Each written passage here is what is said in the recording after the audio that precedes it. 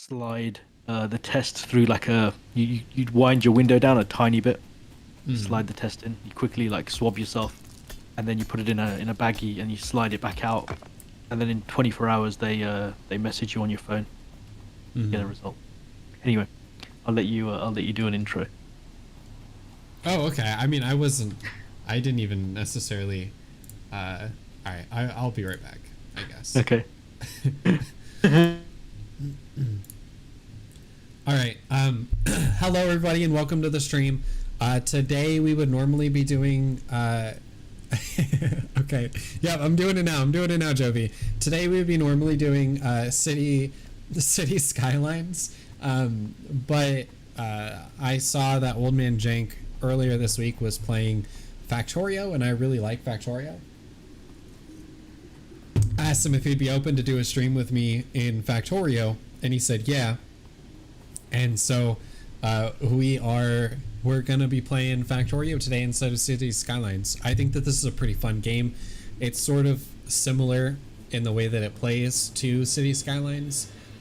So I think that it's gonna be basically the same experience.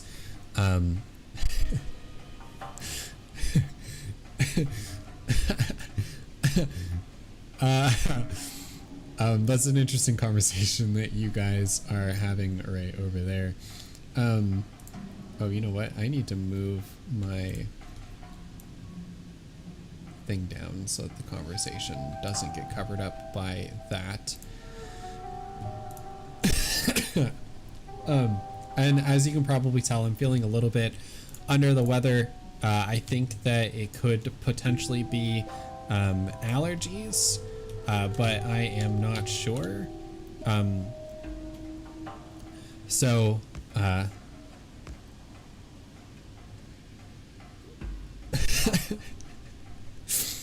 yeah, always wrap it before you tap it. 100%. Let's see if I even remember how to play this game. Okay.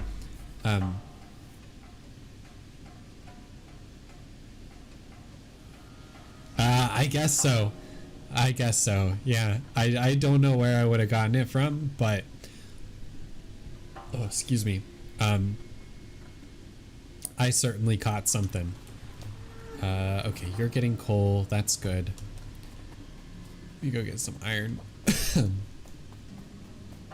So let me just bring Old Man Jank back into this because there's no reason to continue. There we go. And I'm back. Hello. Hello. How's it going, Chief? It's going. So what's the plan here? I am a worker in the machine. Okay. So you've done a good job getting us a supply of coal. I'm gonna try and get us a supply of iron plates. We have plenty of stone, so I think that expanding iron plate production and then getting a little bit of copper is gonna probably be the best course of action for us while we work on getting automation, because I don't like doing things by hand. I would much rather have my robots do all of my junk for me. So yeah. You ain't wrong. Get a miner drill and a furnace.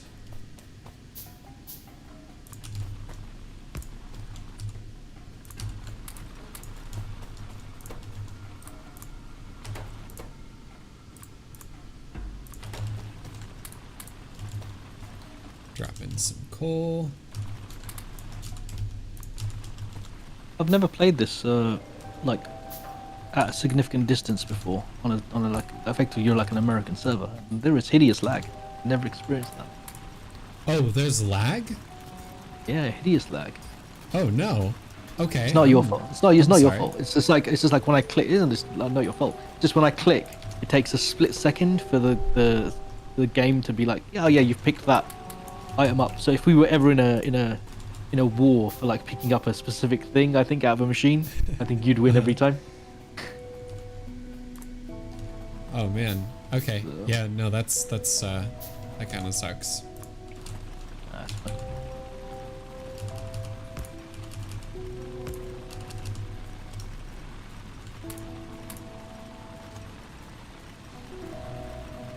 So how are you today, Llama? Apart from your hideous diseases.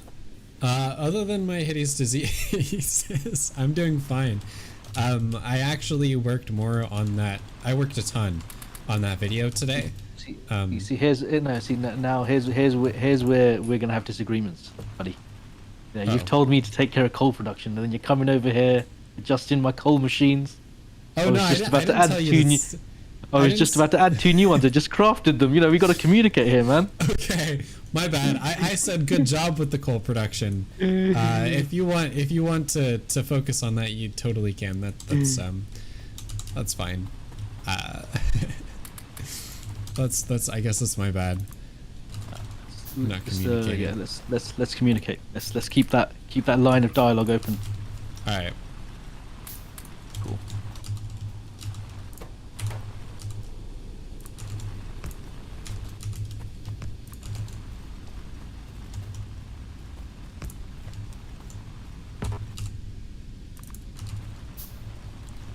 Cool. We have good beginnings of a factory going on here.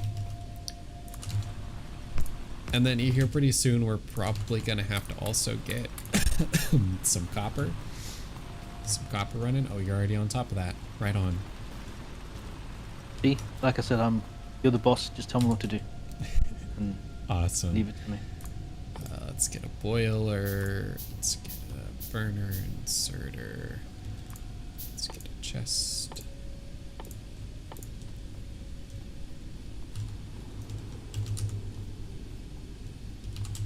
Cool. So next we just need some copper.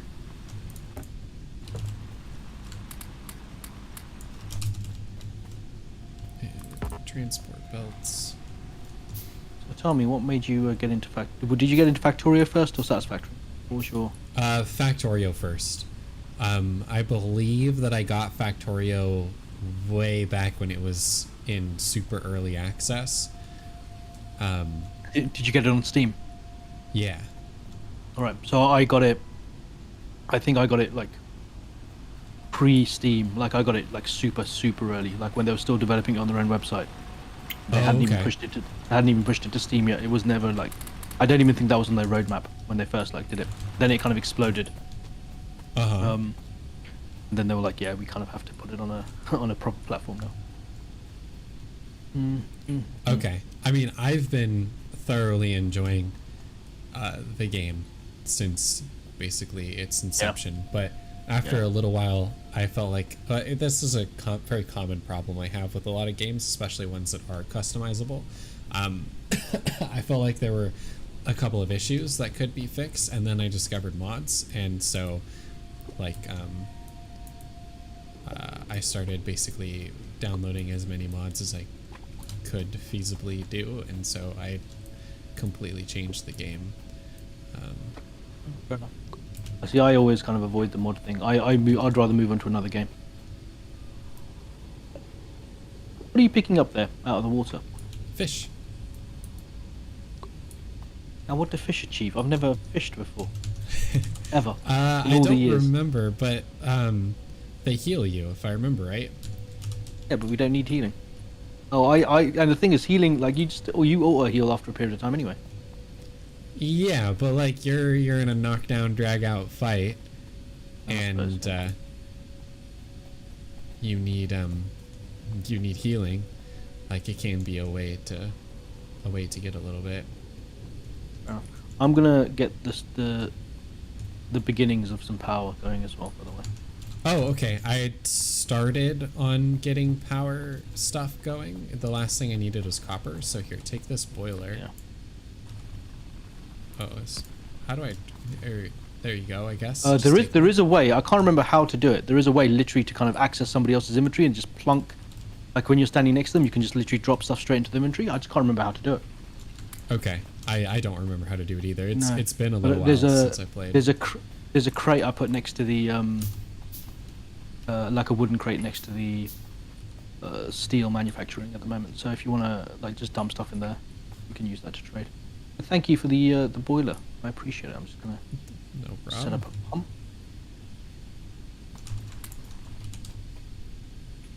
You'll be glad to know I'm not as anal in this about placement of things Okay. as I am in Satisfactory. Cool. I'm a little bit more like tiny bit more flexible. Okay, when I first started playing, part of like my goal was to make an as chaotic and inefficient factory as possible. um, and once I had my fun doing that, then I started trying to actually do things efficiently. So I am pretty decent. I'm putting together a lab also, by the way, so that when we get power, we can start researching. And I'll start getting some science packs too. But then I started setting up like actually efficient systems, and it goes so much faster once you do that. Once you set up a main bus. Oh, is that the style we're going for then? Do you want to do main boss? We can. We don't have to. You tell me, you're the boss. So I'm.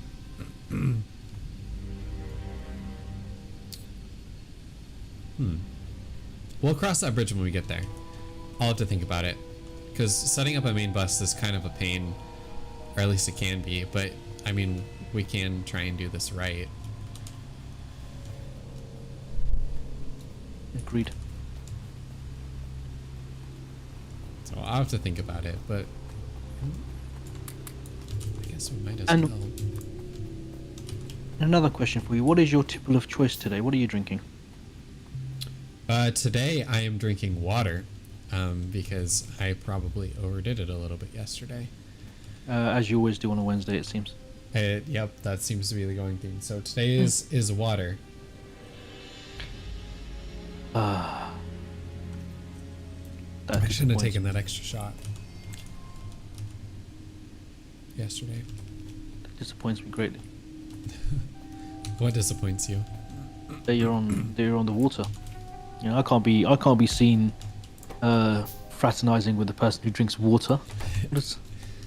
What will all the neighbors think? They would be impressed by me being a hydro homie. Doubt.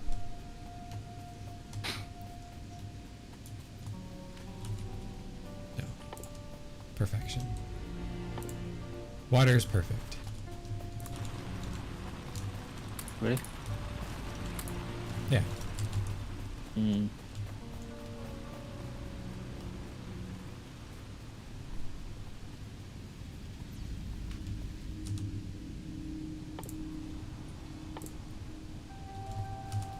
All right. So we got science going.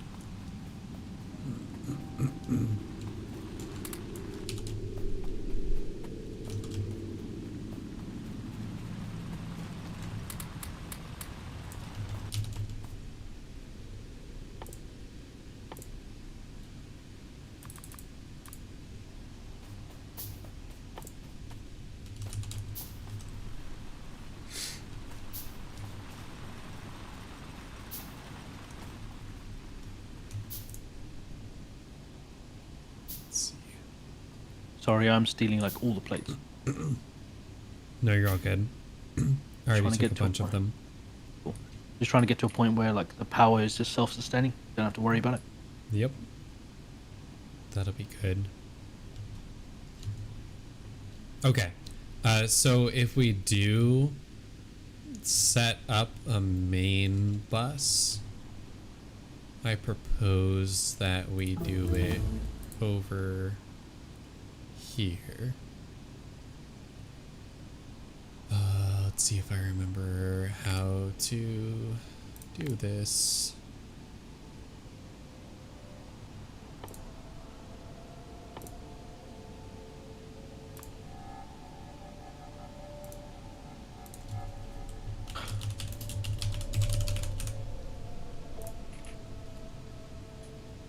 Set up like iron production over here.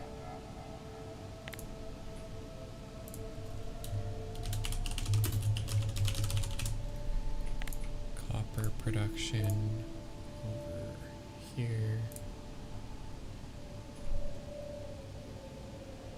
Like that.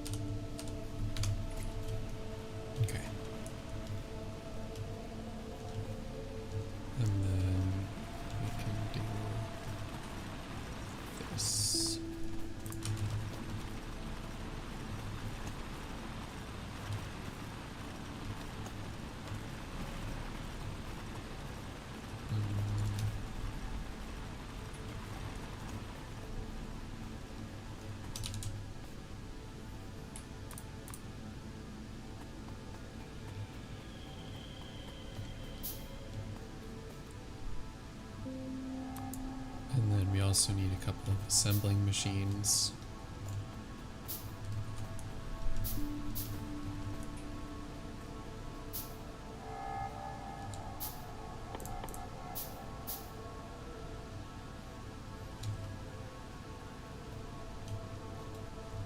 I don't remember all of the specific dimensions for how big to make stuff.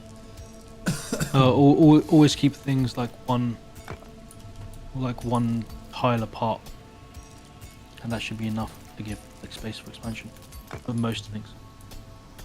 And it also gives you power poles and stuff as well. That's how I generally like design stuff.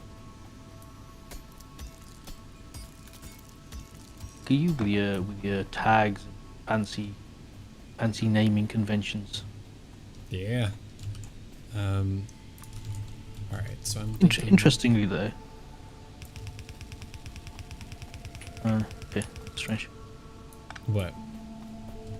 No, it's just weird. It's weird. It's like obviously you put the tag down, but I can't visibly see the tag. Like I can see it on the map, but I can't see it on the map. It's a weird one. I know what I'm trying to say. It would be cool if you could like see it physically placed somewhere. Yeah, if it, like if it was like a sign on the road or something. Cool. So you cannot. Can I recommend getting logistics next? Sure. Gives us splitters and splitters is helpful. In fact, I'm gonna force research that if that's okay. Yeah, no, that's cool.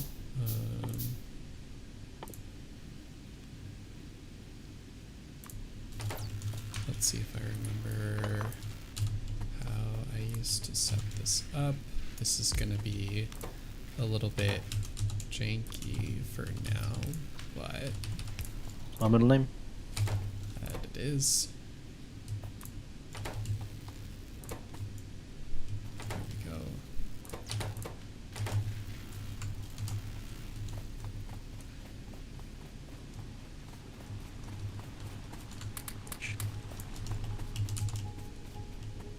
Stealing all the plates.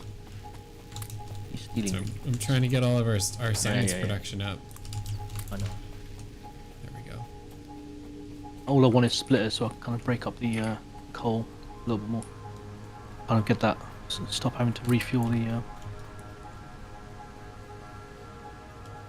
miners so much. Right. Although to be fair, we've got electric mining drills. We should just switch to that. Let's just switch to electric mining drills. Okay, I'm done with that. All right, I'm doing that now. You leave that to me. Let's see here.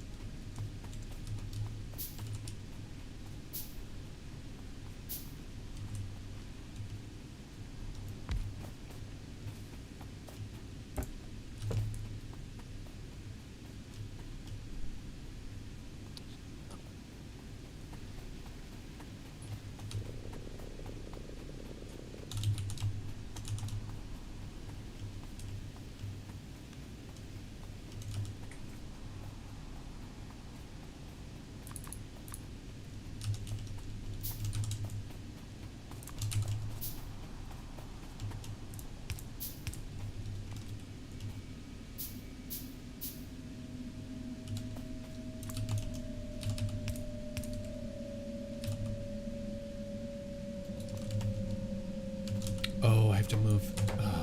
Okay. Now I remember.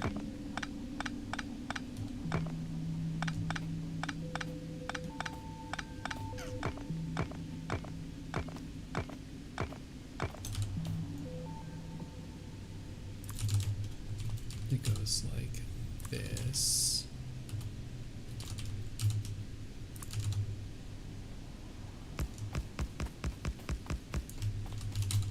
And then like this.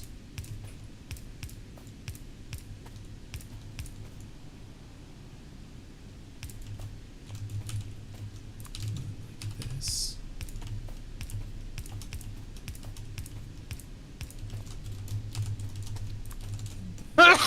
Excuse me. Bless you. Thank you.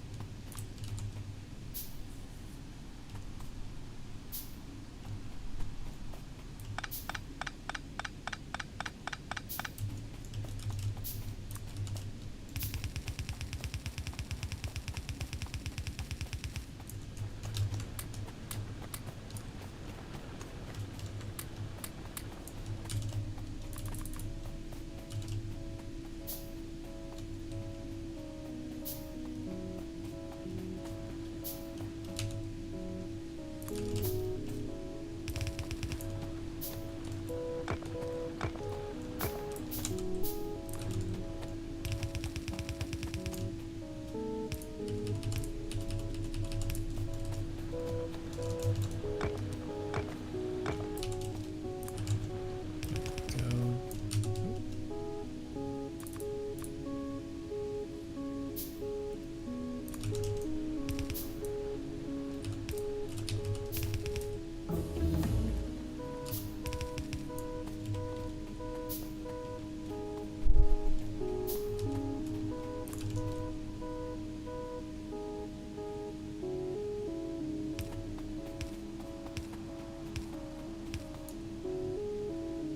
Electronics next. That sounds pretty good.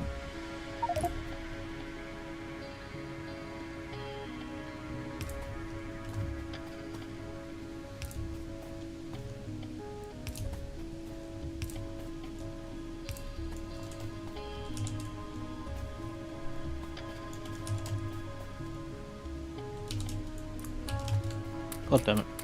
I need steel. Can we All right, hold on. It's coming. It's coming. Alright, cool. I used all of it. Here's a question. Why the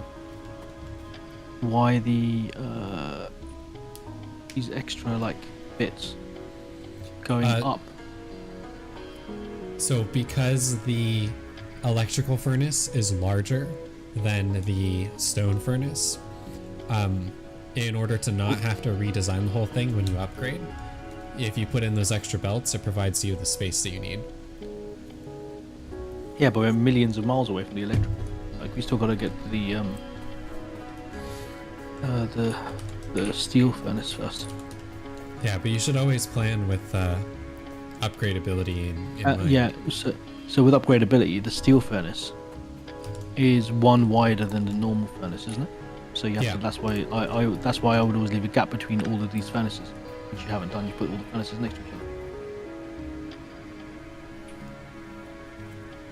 Ah, you see, it's not So- the old noggin is not just there for as a pretty face. Yeah, but so if you tear all of it down and then put in the electrical furnaces, it works out. You gotta No, because the electrical furnace is one, isn't it, one tile wider than a normal one? That's why you Yeah. should leave a gap between them. But you haven't left a gap. Put them next to each other. Yeah, but so you're gonna tear it all down when we upgrade, like that. We're gonna have to tear it all down when we upgrade. But now there's all the space here. So if we put in iron production right here, and then we put in copper production right here, we don't have to readjust everything when we put in electrical furnaces because all the space is accounted for. I'll take your word for it. I believe some people wouldn't believe you, but I believe you. Okay. Some people would have doubt, but I have no doubts. I fully believe you know what you're talking about. I mean, I think I know what I'm talking about, but I Some- also some- haven't played this game in a very long time, so I Oh, could but be wrong. I haven't played in an absolute age. So I am not the I am not anywhere near the correct person to fact check you. Yeah, I also used to play with a ton of mods that basically completely changed the way that the Okay, game play. yeah. So I never. works So as that's well. yeah. I've never played with mods. So the only way I know is the default way.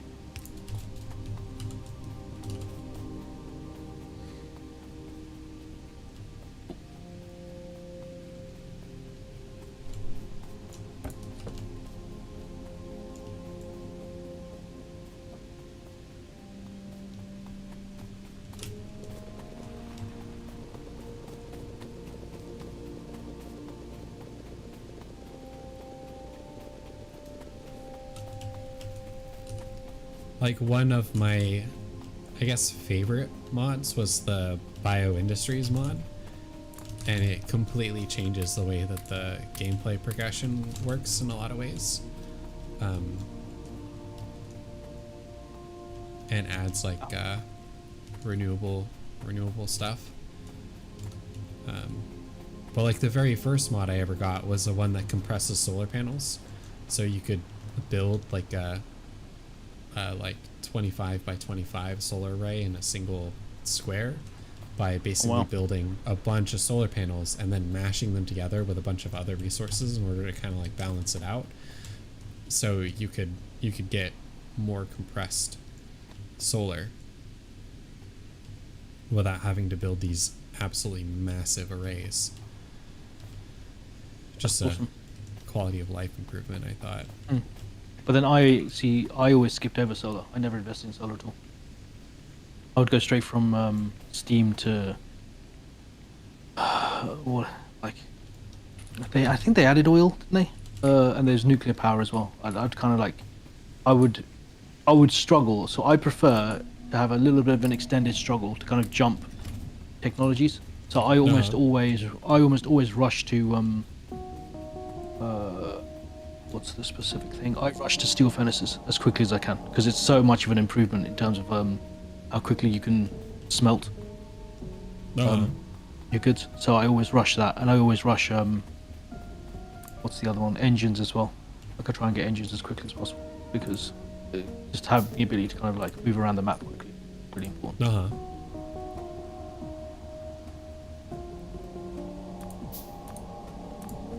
I would generally also make an effort to try and clear out any bases near us. So that base on the far left, if you can see it from where you are. Yeah, we're gonna have to Yeah, clear that out probably. I would say fairly soon. I'd say we do that like almost now because we're gonna get to the limits of stuff fairly quickly.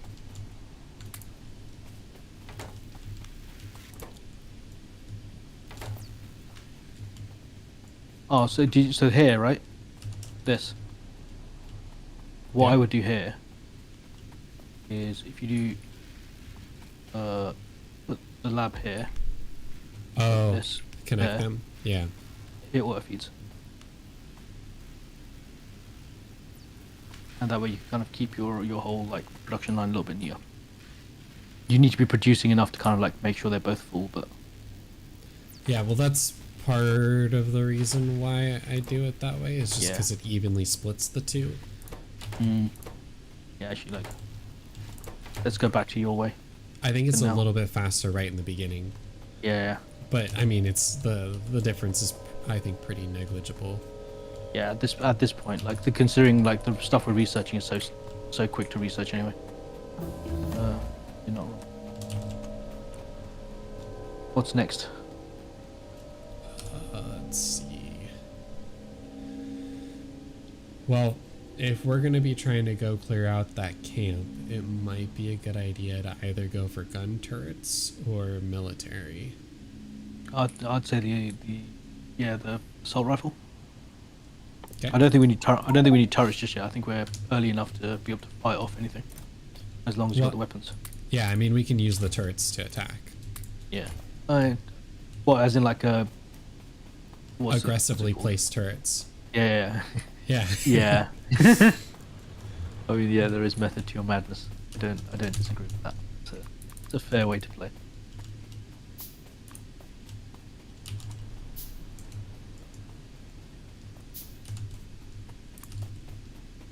Yes, it's running.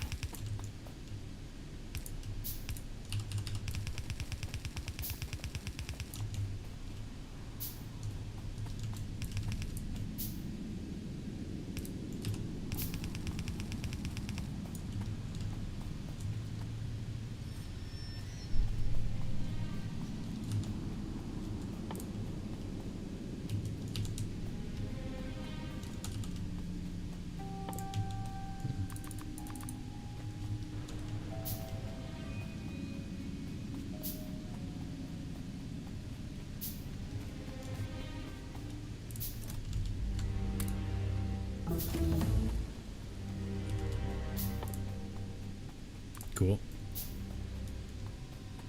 I'm gonna make me a gun.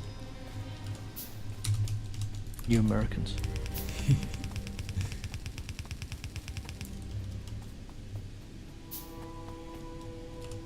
Let's see.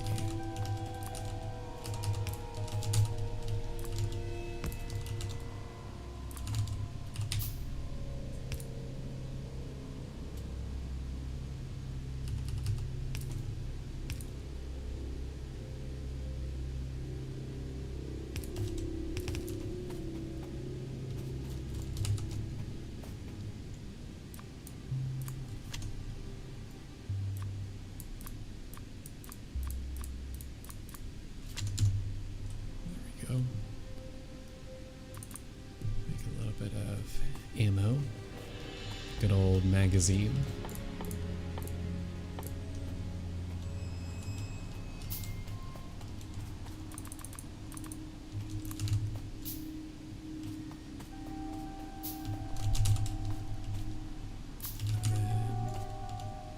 It's gonna be inserter, then furnace, and then another inserter, and then a belt, and then through here. Okay.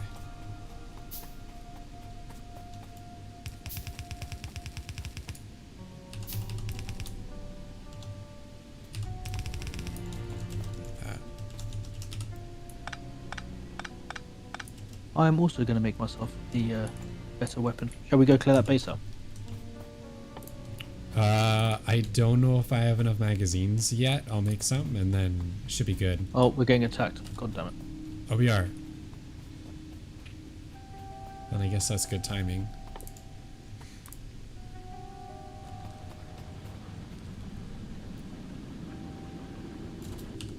We're just building I'm building a repair thing now. Okay. I think the next thing I'm going to go for is steel processing.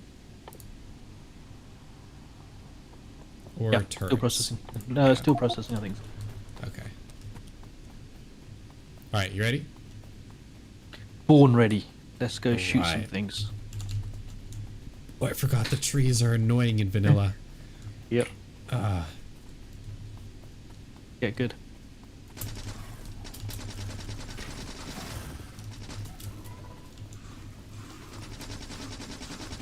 I hate these stupid sandworms. Oh my days. That lag. I was dead before it reckoned it. I was dead before it told me I was dead. Uh-huh. Bet you wish you had some fish there, huh? No, what I wish is if I had some friggin' I didn't have this stupid lag, it would have been fine. Like it said I had like 80% health, and then the next second I was dead. I mean, you were Jesus. taking hits from two of those Yeah, sandworms, though. I saw that, and I was like, yeah, this doesn't seem to be doing a lot of damage to me. Is that no? Actually, no, absolutely, it was wiping me out. I hate those sandworms. Reclaim So my I body. forgot how to eat fish. Left click. You can to teach. You can consume. teach. You can teach a man to fish, but if you don't teach him how to eat it, then it's useless. this is true. We should probably get this other camp up here as well. All right, cool. Come on, following you. Try and be more careful.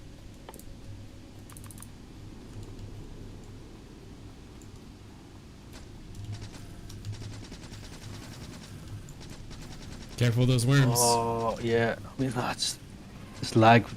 It's really bad when I'm starting to fight. Really bad when I'm fighting.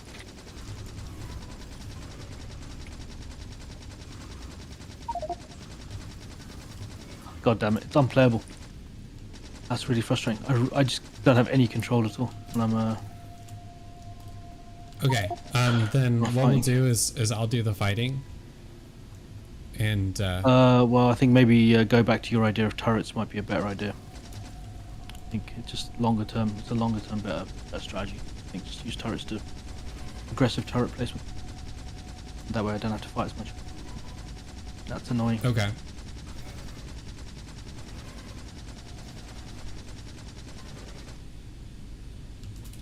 Oh no, I ran out of ammo. Okay, there we go. Well, I got both the spawners, so I don't know if... Oh, you gotta get your junk back. Okay.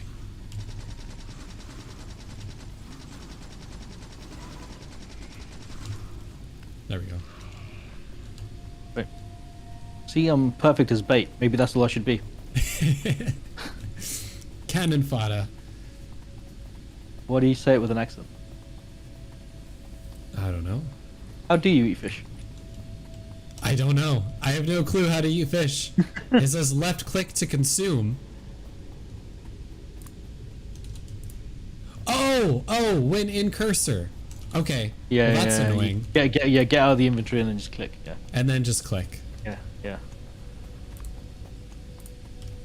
Fish are pointless. There's a reason why I didn't know about them. I'm just gonna eat all my fish. Get them out of my wasting a valuable inventory slot.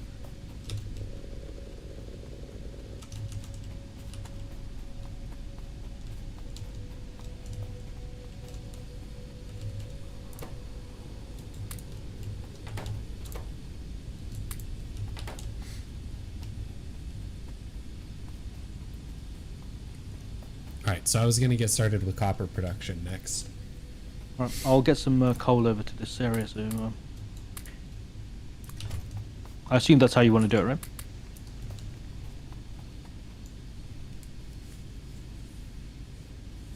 Oh, I mean, we could certainly do it with coal. That would simplify things. I've been just picking up coal and then dropping it, but There's some coal. There's some coal in the crate. Just dumped it for me. okay. Oh, I Yeah, need no, copper. I'm gonna belt some coal down to you.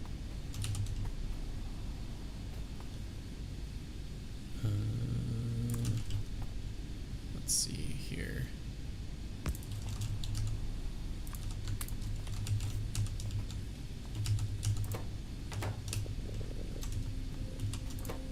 I need copper plates, so we're gonna get that going. The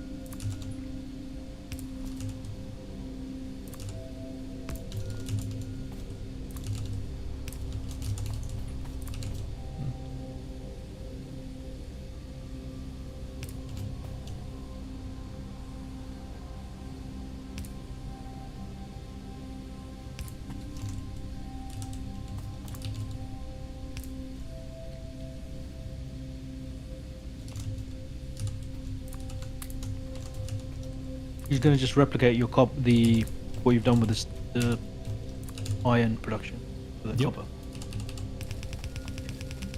Alright. Alright. Cool. I mean, it's basically modular.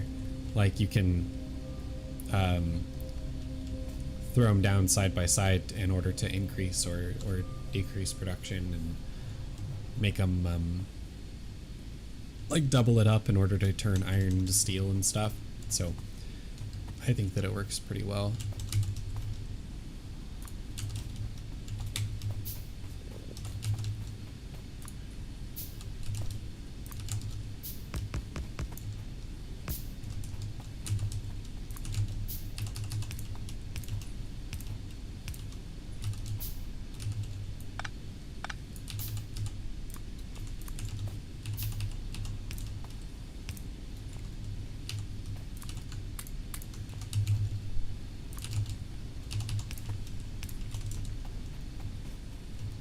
And then ideally the way that this would work is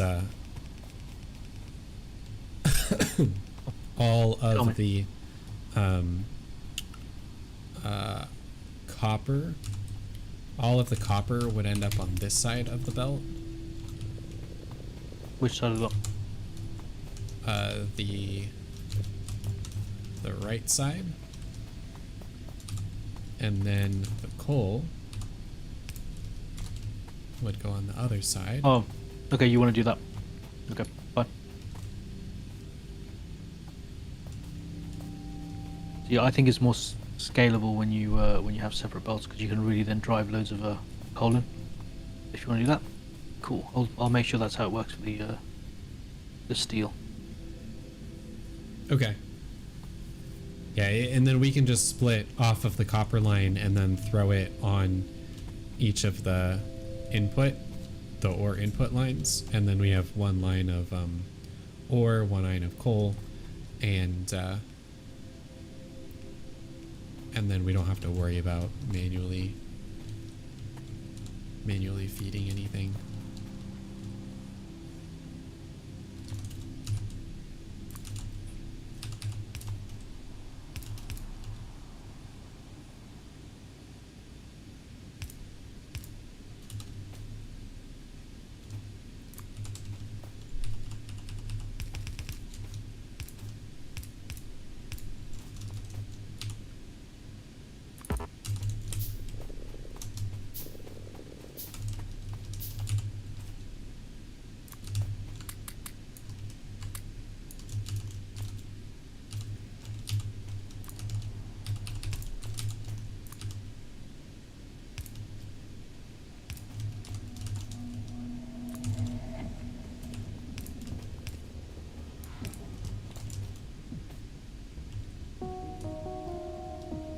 Go.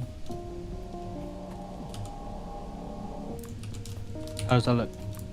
Happy with that? Happy with what? Happy with that? Yeah. Beautiful. Absolutely Cool. Beautiful. See, I always go with 2 lines purely because I know you can scale much higher. Because I'll go with like 30 furnaces before I start upgrading them. Hmm.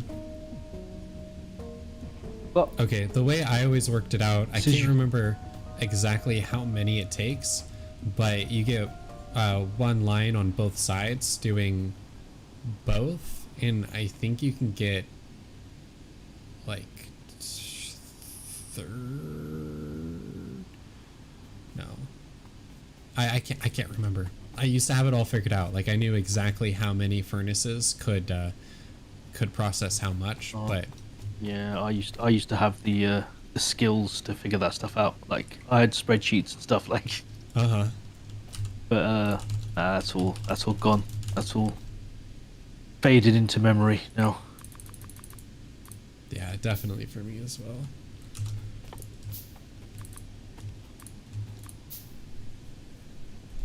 And sorry, I know this is a horrible way of increasing input into a single chest, but it works. It's all cheap. good. It's dirty, cheap. It works. So it works, yeah. It ain't stupid if it works. As long as it keeps our production moving, I don't mind. Early on, things were looking bad. Oh gosh. All right. Cool.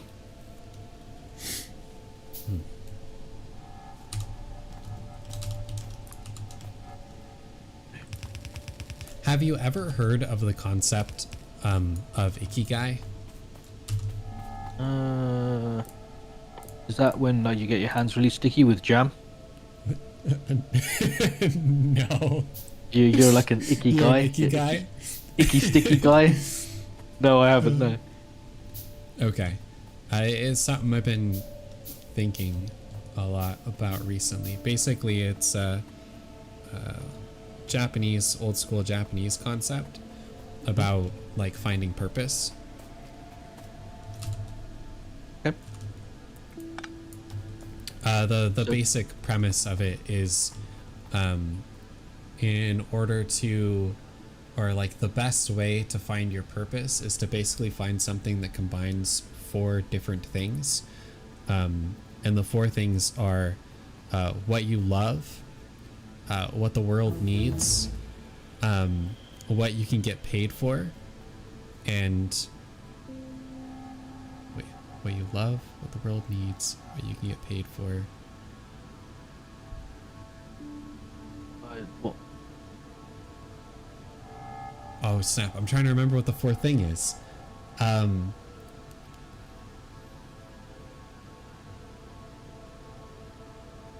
Oh, and what you're good at. What you're good Okay. at. So you have to Okay, find is something it- that's a combination of the four. Right. I was gonna say, is Basically. it something? Is it something like? I was gonna make a joke to say, is it something like? Ignore the 50 other things.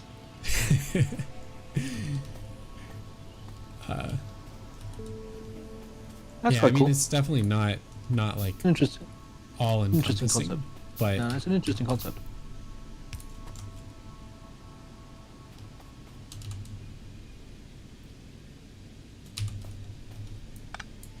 yeah, I've been thinking about it a decent bit. What was your conclusion? I haven't figured out anything for me that quite encompasses all of those things yet. I don't think. Maybe. Let's go through. Let's go through each one at a time again. What were they? It was what you What's love. number one? Well, What do you so there's love? not really like a number one. There's just four things. It looks Yeah, like just one of four those the circle charts Venn diagram. It's like a Venn diagram, and each concept is sort of like equally important. But it's Well, it's I've just found it. Right. Okay. Let's.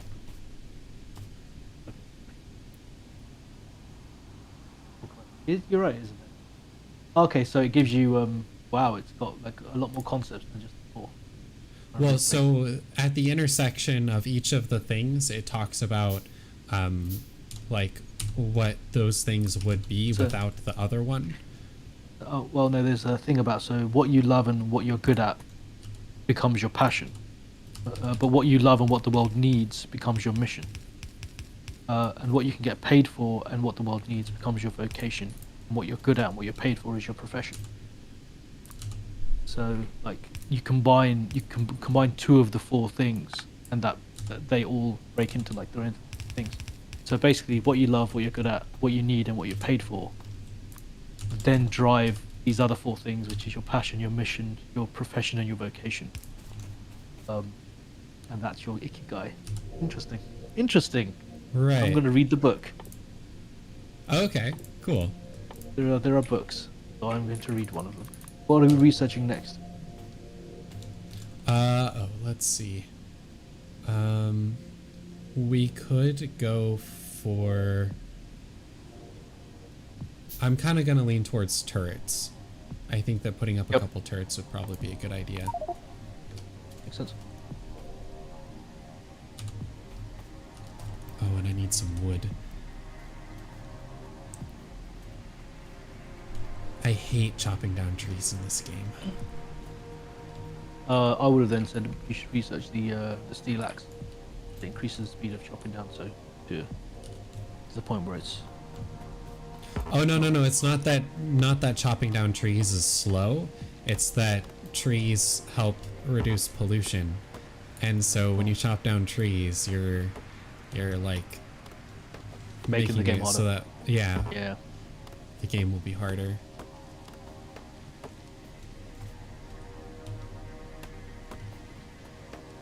I try and avoid using wood as much as possible.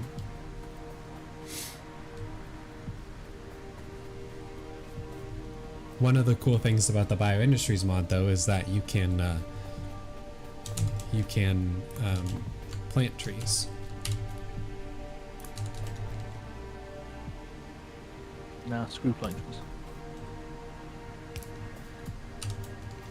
Well, it helps make it so you can keep your pollution down. Screw keeping pollution down. Just go all in. All in. All in all day. All day.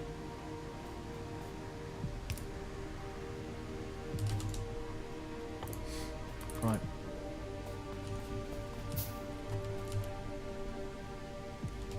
All right, and then once we kind of get this production, oh my god, I screwed up.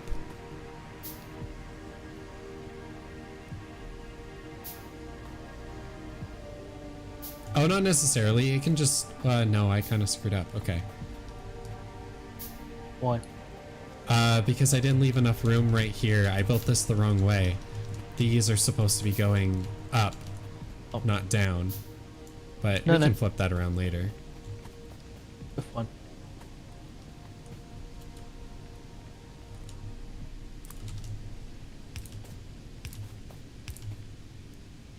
Yeah, it'll be fine.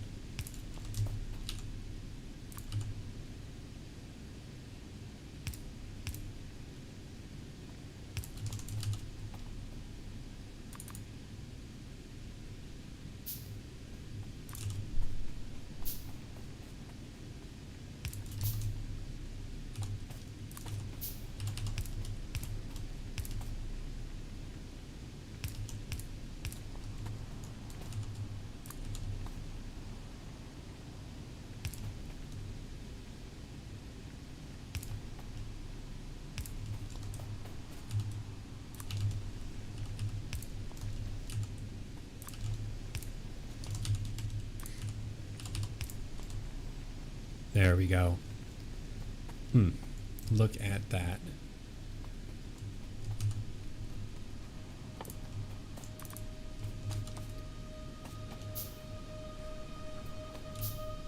Move yourself.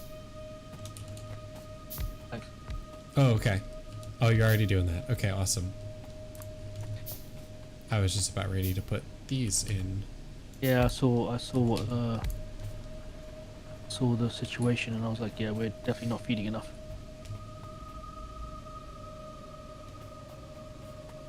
I think that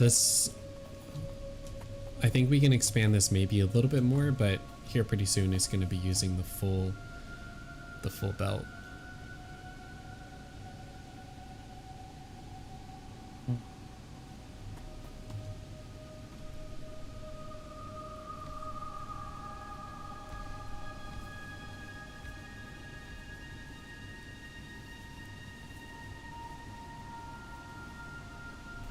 Alright, and we are going to have to probably start automating some of the more basic stuff. Agreed.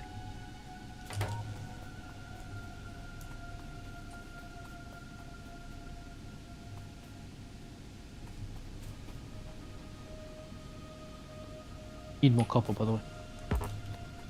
What, really? Okay. Yeah, I think so. I would always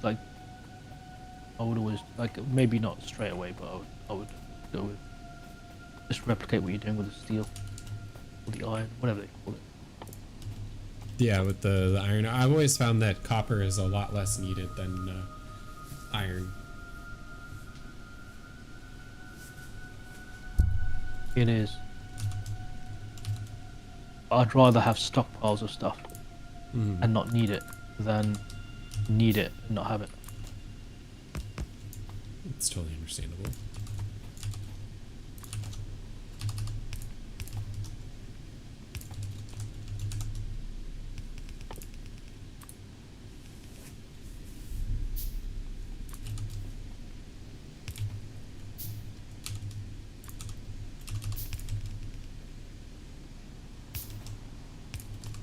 Working tomorrow?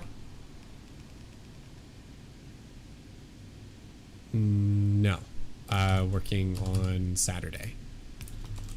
Living the dream. Yep.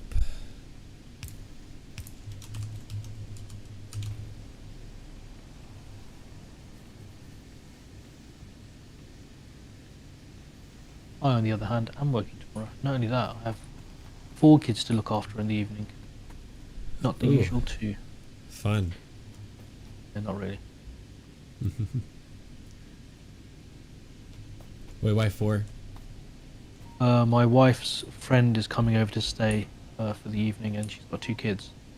And my wife and her are going to go out to dinner with a few other friends. So I'm basically looking after my 2 kids and two kids of someone. You know, just I don't really care all that much about. But I've already told her I'm going to be a terrible babysitter. I'm going to let them stay up late. I'm going to feed them loads of junk food. I don't really care what time they go to bed. It's, you know, it's her problem that she's leaving them with me. You know, I'm gonna be the perfect babysitter in their eyes, but in her eyes, I really couldn't care about looking after them well. Yeah. Oh, it's funny. Which is fine. My kids are gonna go to bed like at the perfect time. Her kids, they're gonna have a great time. But yeah, she's gonna have a nightmare. Oh, those poor kids. Your kids are gonna think that it's so unfair that they 100%. have to go to bed and the other kids get to stay up. 100%. Funny. They're a little bit old. They're a little bit older than my kids as well. So hopefully, I'm hoping what will end up happening is I say go to bed, and they just listen to me and they go to bed. Whether that actually ends up happening, we shall see. God, sorry, llama. This is dirty and horrible, but it's gonna have to be done. It's gonna have to be done. It's all good.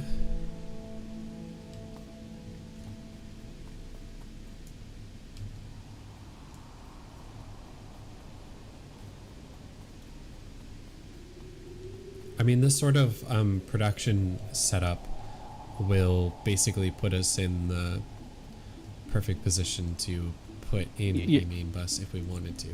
Yeah, it'll get like I said, I go through a lot of cheap, dirty ways to get to mid game, like quickly.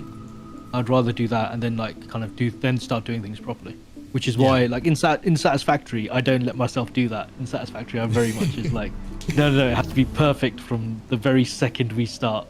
But in this, it's like, nah, let's just get it done. Hello, Eternity.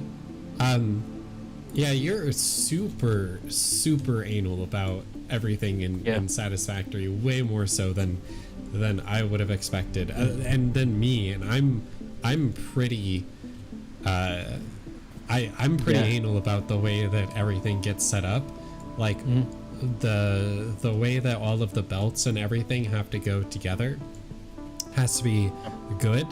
But like when you were doing it, it was like it had disgusting, to be in the middle of the platform. Yep, it has to be. Yeah, it's disgusting. Disgusting. Yeah. I fully admit that I am really bad, like really bad. I'm gonna research fast inserters. Is that right? Yeah, that's good. I'm gonna do a little bit of exploring in order to see whether or not we've got biters that are getting our pollution.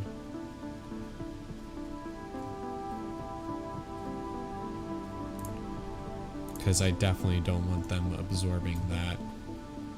I'm also moving the research stuff, by the way, as well, a little bit. I'm moving it more down to where our production is, just so it's you kind of automate the research a bit rather than cool.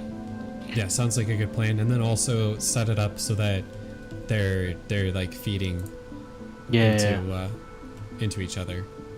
Yep. Cool. We can scale it up a bit as well, start getting the research going a bit quicker.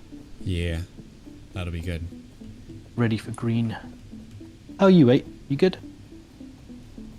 Yeah, how was your day? I saw that you were streaming Celeste earlier, but I didn't catch you until like the very end when you raided somebody.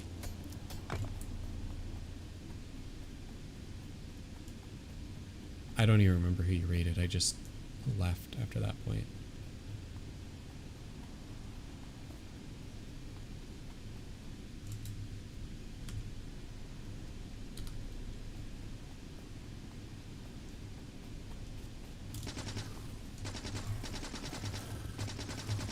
Alright, I'm gonna clear out a camp over here. Oh geez, there's 4 of these worms. Be careful. Let me know if you need help. Even though I probably can't be any. That's all good. Do we have the armor piercing? No, we don't have the armor piercing stuff. Alright, so I was able to clear out the spawner.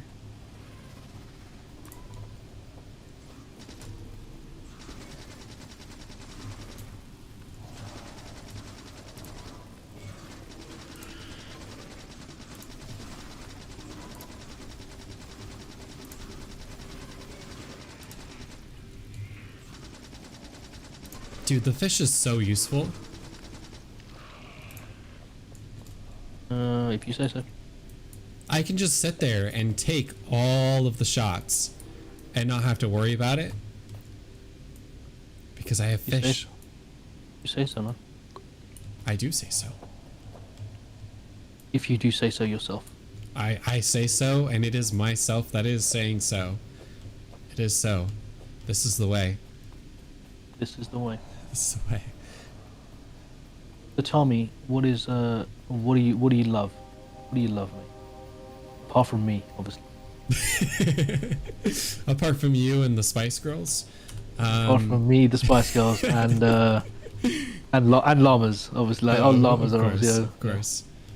They come in a close second to me.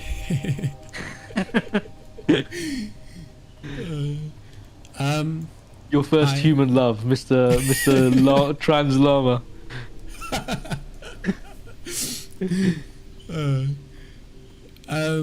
Let's see. Well, what do I love? I mean, I love researching. And I love playing video games. And I love talking to people. Let's see. What else do I love?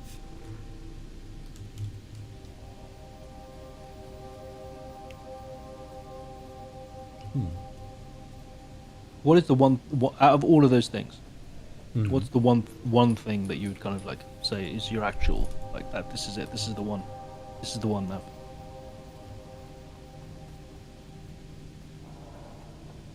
I don't know. It really depends.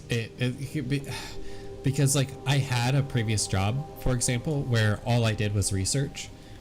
And in a lot of ways I loved it, but in a lot of ways I also hated it. Because the job itself sucked. The researching was kind of fun.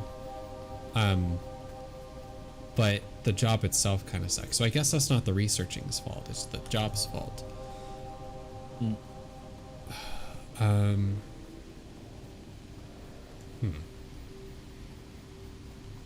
But like I also love video games and talking with people. Like it's hard. It's like trying to pick a favorite child, you know? That's not hard. I can tell you my favorite child right now. Really? Yeah. I think parents that say, "Oh, it's really hard to pick a favorite child," they're just lying to themselves. They always have a favorite. Uh-huh. I think, yeah. You know, my daughter, love her to bits. My son, I could take him or leave him. Oh, my wife hates it when I say that. Uh-huh. Absolutely hates it when I say that. But, oh, what can I say? Sometimes he's great. Other times he's an absolute nightmare. That's funny. I mean, so I would say it would be hard for me to decide which one is like my absolute favorite. Right. Fair enough. Like if I had a job where I could do all 3 of them, that would make me super happy.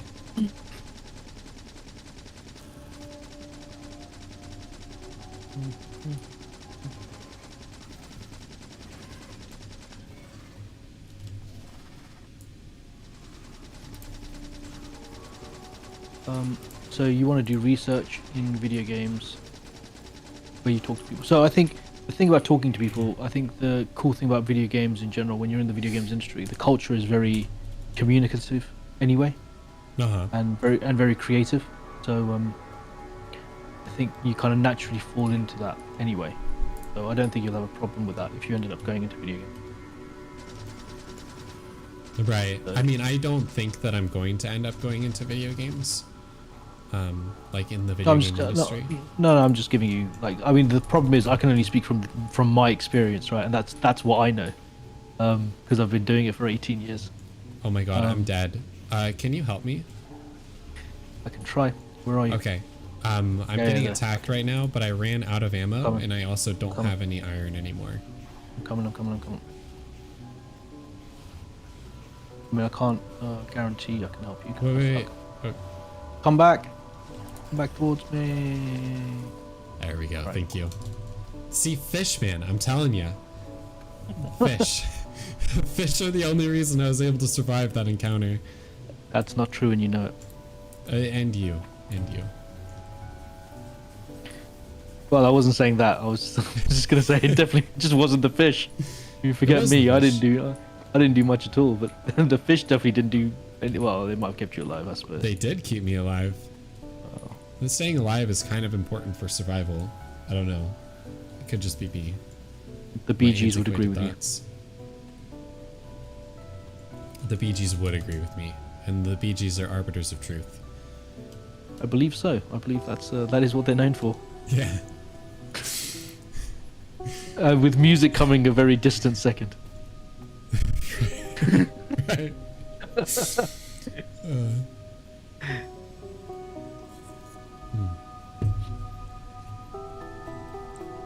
What do you love? Me, Yeah. I literally had to write a bio today for my work, where they send out like a monthly email with like when new people have joined, and they kind of and you have to fill in this stupid bio. So I had to write down like my passions and stuff. Uh-huh. So I literally had to answer this question today. So I think I love technology. I love like electronics. I love figuring out how things work. I like pulling things apart and putting them back together, and breaking things up into their constituent parts to understand the inner workings. That's something I've always, ever since I was a young child, I've always kind of had that passion. And I think that is what drove me into computers when I was younger. Like like I used to take apart the very first PC that my dad bought me. I took it to pieces within the first 2 weeks of him purchasing it, and this was when computers were like $7,000 or $8,000. This is like late 80s, early 90s. So computers were really, really expensive, really, really hard to fix. Right. Well, I say really hard to fix. They were this unknown black box that most common people wouldn't know what they would be. Like they were just kind of considered these mysterious items. And I took it apart, and then he kind of like scolded me and said, "You better be able to fix this thing." And I managed to, and ever since then, I think I've just been in love with computers and technology and just electronics. That's been my passion, and I'm very lucky. I think out of this this ikigai thing, what I love is technology and computers. What I'm good at is technology and computers, and that's. I think the problem here is actually, like, it's not a problem. I think one of the elements of this ikigai thing is what you love and what you're good at generally end up being the same thing. It's very rare that you like something that you're bad at. I think it's a very natural thing to only like things that you're good at.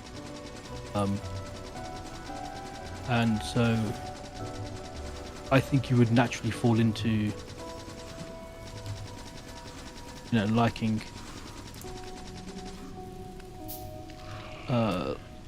I think you'd naturally fall into some of it, like, automatically. So what I'm good at, what I love, are the same things. What the world needs isn't more computer games. It needs a lot of more important things in life than that. But at the same time, people need entertainment. So I guess that's a thing. And I get paid to do what I love. So, I think I'm living at least three of the four things. I think I'm living them now, which is great. Yeah. But I'm definitely interested in the actual four main tenets. I get, I think I'm kind of covering some of them, but the passion, the mission, the vocation element, I'm really interested in that side. So I'm glad you kind of have let me know about this because I'm definitely gonna read up, try and understand it more. Cool. Because it looks very cool. I think it looks from just the Venn diagram. I think it looks like a very good way to kind of figure out what you want to do from a career perspective. Okay.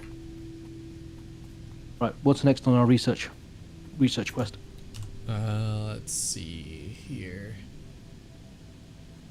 I would actually say like increase projectile damage, or maybe get walls. Yeah, I'm gonna go with projectile damage. I think that would be the better of the two for the time being.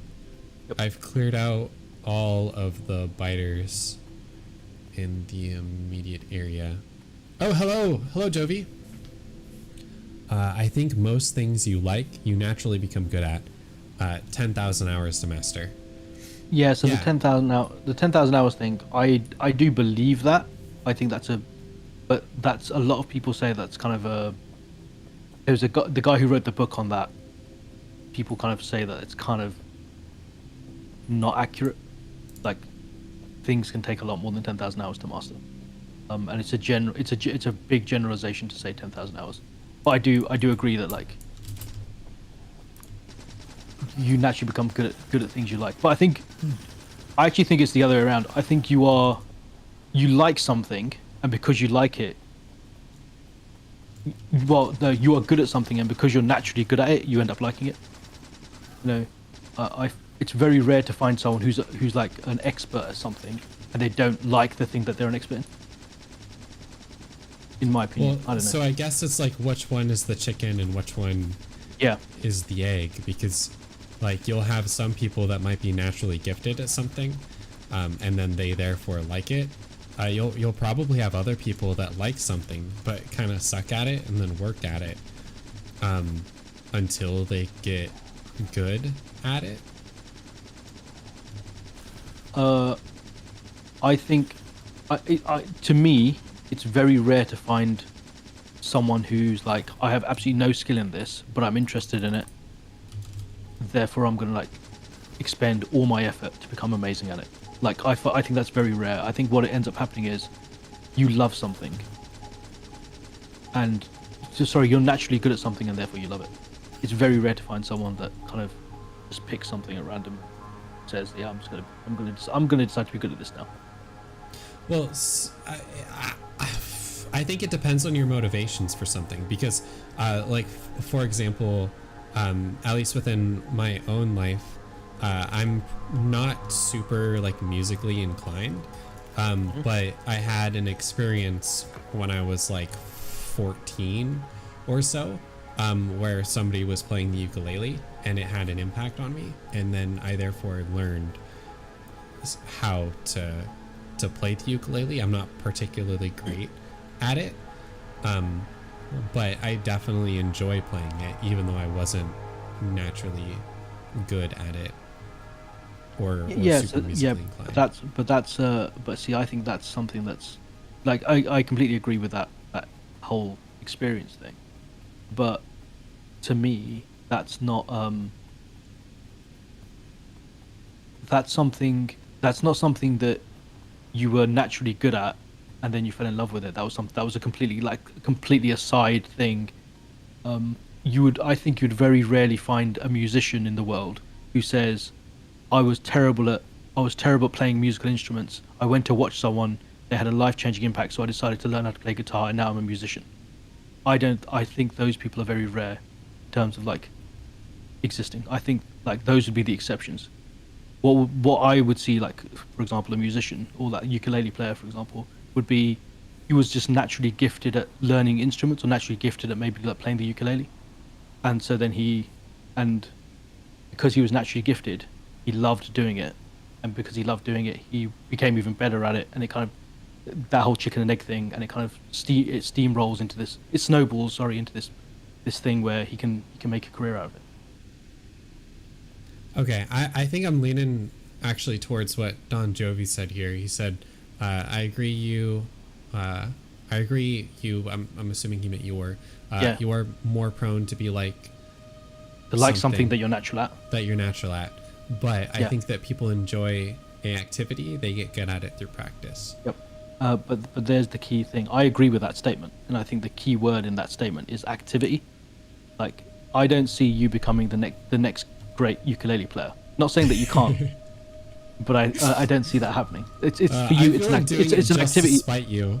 Just to spite you. I feel like going. Do it. It'd be great. I'd love for you to do that. And like I'd love becoming for you like to an do that. amateur ukulele player. That would make me the happiest jank in the world if you did that. I genuinely, I think, like, if it drives you to spite people, if that's what you love, if that's your passion to spite other people, then you should make that your ikigai. My haters are my biggest motivators. Yeah. No, but yeah. So like, I think the key thing there is it's an activity. It's not something that like you're going to build into a career in. Yeah. But a lot of Like, things you and- can and- build into a career. Yeah, And true. I mean, if- you don't if see you're- people. You say that, like, going back to the 10,000 hour rule, you don't see someone spending 10,000 hours on something they hate. Like, it's very rare. Yeah. I think you would see someone like expend that much effort on something they dislike doing. No, and I hear you there. Yeah, I guess it's just like which one came first. Which one comes first? Yeah, 100%. Because like I also know people that used to love to cook and then became chefs. And it ruined the cooking experience for them. Like they hate cooking now. Really, that's interesting. Mhm. So, but here's the question: so, do they hate cooking, or do they hate like the chef element of it? Like they still enjoy cooking. cooking at home, they Nope. just don't like cooking at all. They just don't like cooking at all anymore. Okay.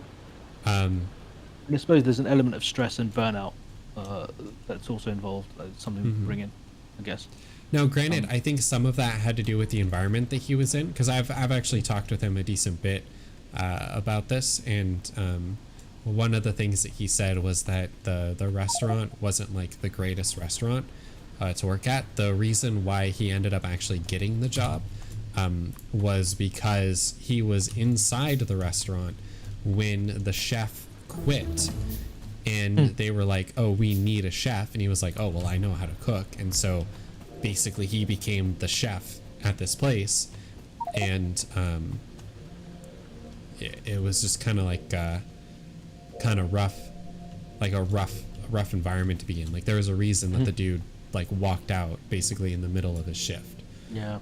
Yeah, that sounds like a pretty rough environment. But then again, that kind of goes back to your like he's had a life experience now, so that life experience of you loving the ukulele or having that experience with the ukulele, and you kind of fell in love with the instrument. He's got that experience of he loved something and he's had the opposite thing, right? He's had such a bad experience with it that it's put him off the idea. Right. Now, I think it might have been different if maybe he was like running his own restaurant or something to that effect, where he maybe had a little bit more control. And yeah, I agree with you, Jovi. Most people don't love their job. And I don't know if most people strive to make a hobby their profession. I think a lot of people wish they could make their hobby their profession, but I don't think most people put in the amount of effort necessary to make their hobby a profession. But that kind of like gets into the crux of the discussion here, which is like, how do you find your ikigai? Or Do you know why that is? I have a good idea, in my opinion, of why that is. Why people don't make their hobby their profession. In my opinion, it's very much to do with when you're young, you're expected to make. And when I say young, I mean like you're 18, you're 16, you're 18, and you're expected to make a lot of decisions that are going to affect you for the rest of your life. Things like, oh, you need to go to college, you need to like pick a a degree to kind of play to learn a trade, and you get pressures from maybe family or maybe from other you get influenced by other sources, and so you kind of then you fall into that trap. And sometimes maybe the driver is just purely money, like you ignore all the other factors about like your hobbies or whatever else. You're just like, I just want something that pays me the most money. And that affects you. I think if you had a few more years, if your working life began at say 25, 26, you'd probably have a lot more of a clearer idea, a clearer picture of what you want to do. You'd find a lot more people they'd be in professions that they love, in my opinion. I think there's a lot of luck. There's a lot of luck involved. I think I was very lucky to, at an early age, fall into the profession that I loved. I think I made a little bit of an effort to make sure that I was always in something that involved computers, and I landed lucky jobs, effectively. That got me to where I am. I am very happy with the job I do. Well, I used to be anyway. I don't think I'm happy with the job I do now. That's Why is that? Because this naturally happens. I read this really interesting book about promotions, and it says like you should never promote people based on merit. The worst way to give out promotions, because you do a job. Let's take computer repair for example, right? And you're really really good at computer repair, so your boss, rewards you by promoting you and saying, cool, now you're like the senior computer repair guy, and you're like, great. And so now you repair more complex issues, and like it's still really really cool, and you're still really really good at it because you're a great guy fixing computers. And then your boss rewards you again because you're so good at this, and he says, right, cool, now you can be the team leader of like a bunch of other repair guys. And then suddenly you're terrible at leading a team. So you were good at fixing computers, but you've got no idea what you're doing when it comes to leading a team. And suddenly you're being put into a position where you're not good at the job anymore. But that was just the natural career progression, the career path that most professions follow. You start off as a junior, you go to a mid-level, you go to a senior, then you become a team leader, and then you become like a senior manager. And this guy's whole his whole logic was, as you get promoted and you keep moving up these like levels, eventually you get to a level where you're bad at your job, and that's when you stop getting promoted. And so every single person, if they're promoted by merit, will always end up in a job which they're bad at. So you should never promote based on merit, because you'll always end up in that circumstance, though, I think that's a failure of the job or the business for not giving the person that they're promoting the tools that they need in order to be able to do the job, because leadership can be trained. That's a very good argument to make against him and his thing. And he would say he agrees that yes, like there's a failure in leadership, in providing training and the tools you need to be able to do the management position effectively. But some people, and when he says some, he actually argues the majority of people aren't good managers. They just aren't. And they also, most of the time, don't have any desire to be management. Like, that's not why they're doing the job they're doing. They're doing the job they're doing because they love that job. You're hired to do a job that you're good at, and it isn't always, and he argues the majority of the cases, it's not the right way to, it's not right to promote someone into a different role. And promotions almost always involve changing your role. So that was his argument. It was a very interesting book. I mean, I don't agree with everything, but I do agree with a lot of it. Right. I mean, I can definitely see where he's coming from there, for sure, because if in that example that you provided, you don't provide like the leadership training or screen people a little bit based off of their leadership potential, then that's definitely a misassignment of resources. Um, I mean, you've been in the semi-corporate world. I say semi-corporate; it's very corporate. Apple is quite corporate, right? Apple is very corporate. I also Yeah. did corporate security, so I interacted with So, corporate people so, so, a you- lot. so you, so at Apple, did you feel that your manager was competent?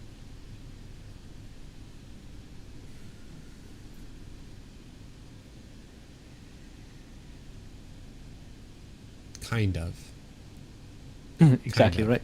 And you could argue, and you could probably. I can ask you the next question: is was he like promoted from within, as in he started as a like probably in your position and he worked his way up into that position, or was he hired into that position right from the start?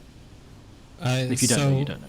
from what I understand, she was promoted based off of like being in the same position that I was in.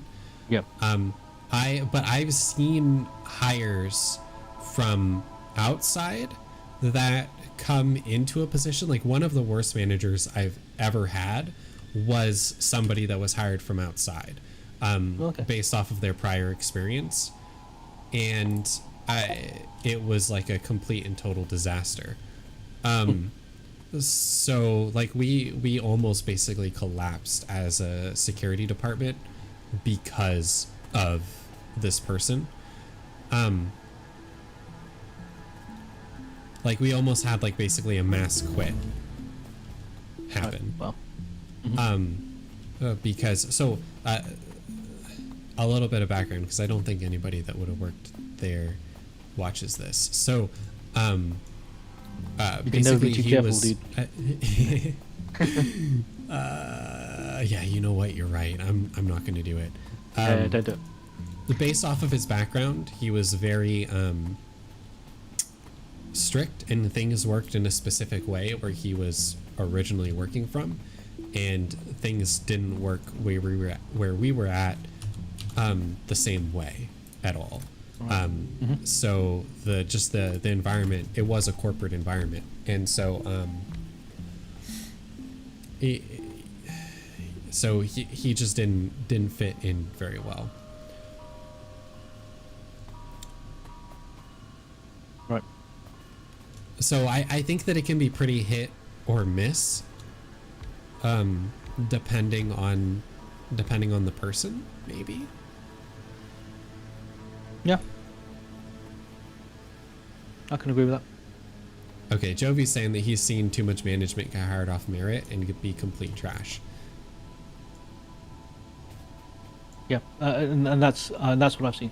And I mean, going back to the original things, like why do I dislike my job now?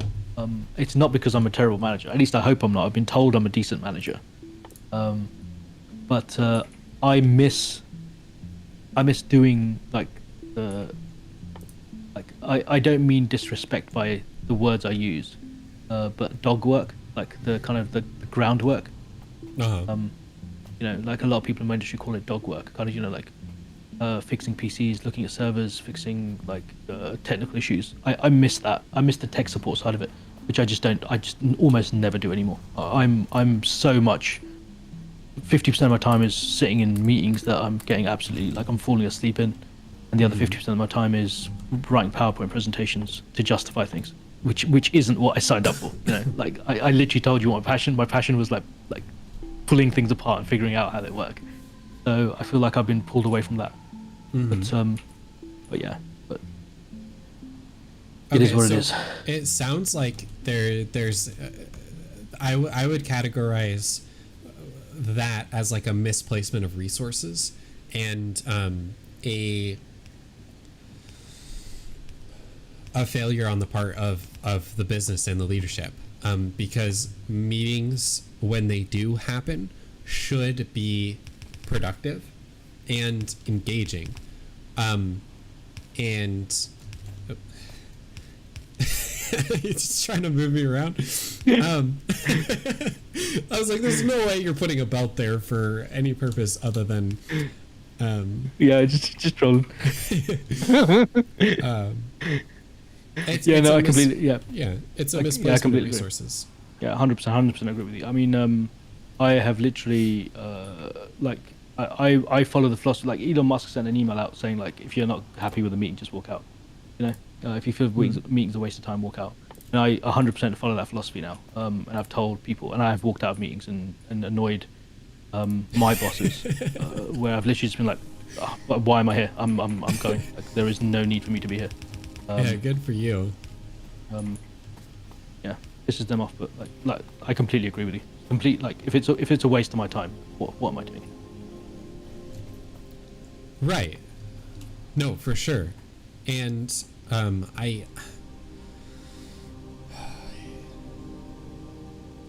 I really think that I've left you a more- surprise in this. Left you a surprise in this crate. two pistols. Wait, why do you have two man. pistols? All yours. Because when you die, the one thing that like duplicates, it's a bug that's been in the game for almost forever. The one thing that duplicates is pistols. Is your pistol, and I've died Okay. twice, so I had two spare ones. Because you always spawn with a pistol. Right. As a default. So yeah, go have fun. Have fun with this. Oh, thank you. But actually, I really do want a pistol, just not like a virtual one. I want an actual pistol. I was leaning towards getting a Glock, although it's probably Which one? going to be a while before I get one. Probably 19? like a Glock 19. Yeah. Great guns. Such I've good heard guns. that they're really, really good. Really I reliable was- as well. Like metal slide or the fully ceramic ones.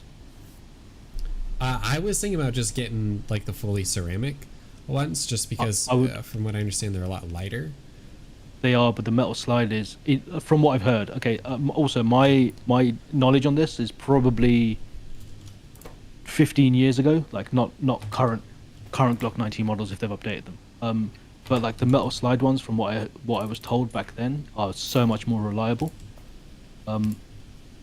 From what is it when the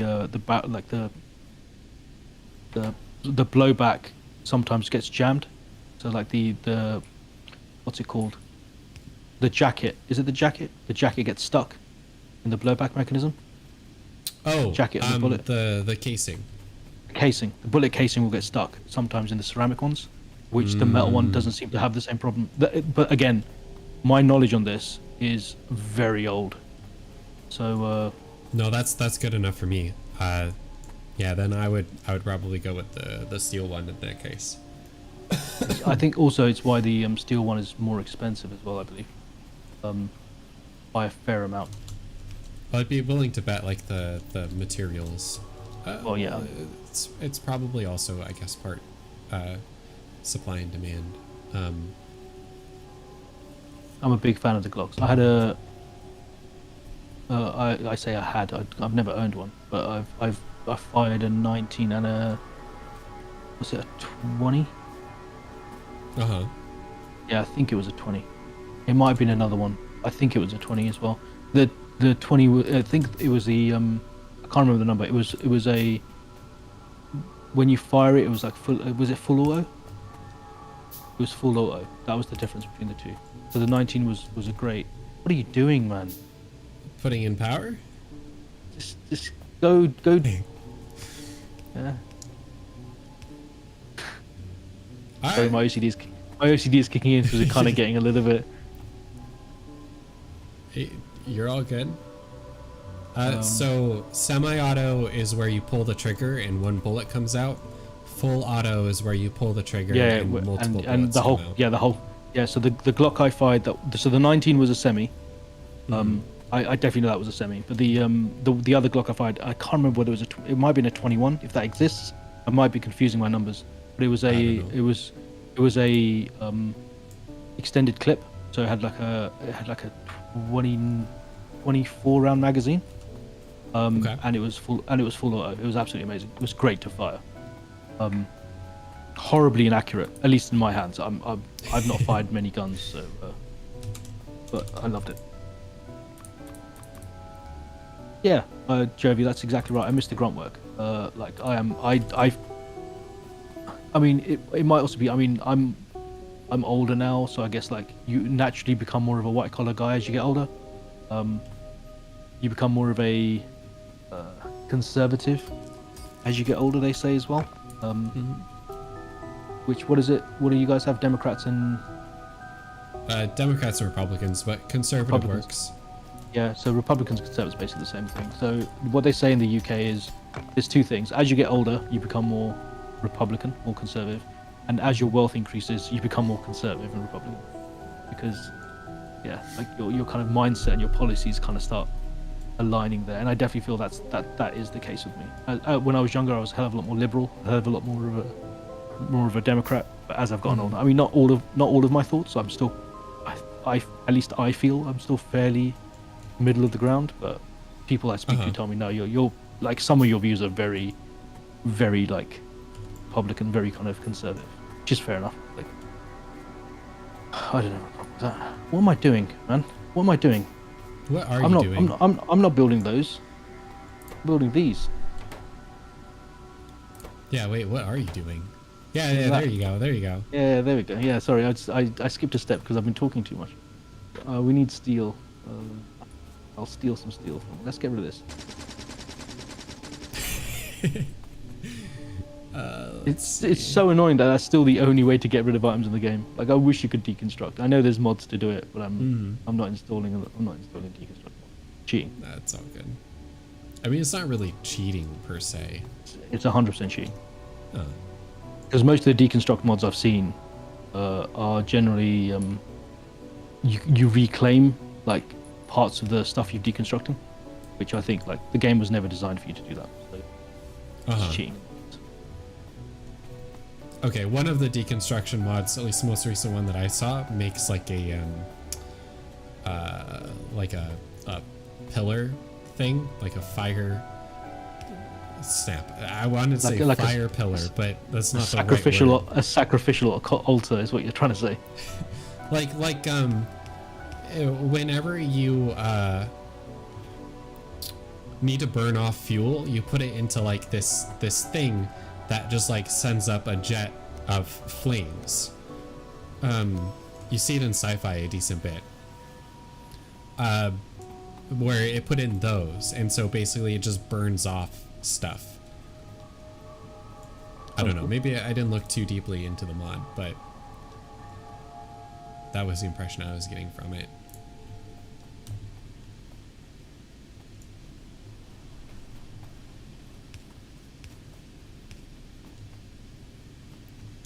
So then what you're saying with the whole like movement into your new position is that you're no longer in your ikigai.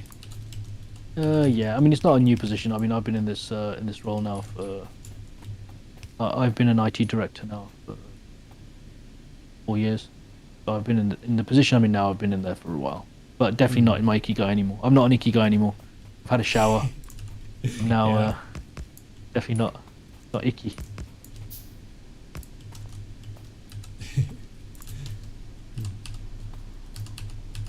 Cleaned up. Yep. No, I definitely don't feel like I'm in my ikigai, but it's fine. I'm at that point in my life where I think money matters to me more a little bit. Having 100% job satisfaction. I'm still satisfied with my job. I still like the people I work with, which is also important. I don't get annoyed every day. We're low on power. Oh, okay. I think we're low on power. Can you check? Let's see. Let me look at this. Because our fast inserters are not moving as fast as I would expect them to move. No, production is meeting demand.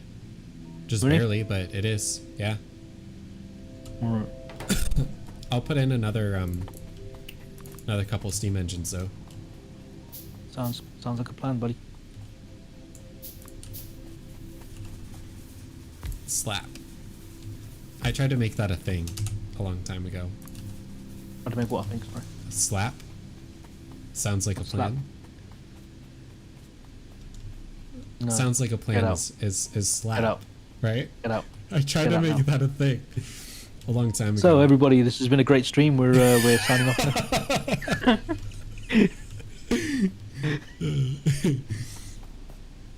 It didn't work out. I mean, nobody says slap, so. Well, yeah, there's a reason why, buddy. There's a reason why.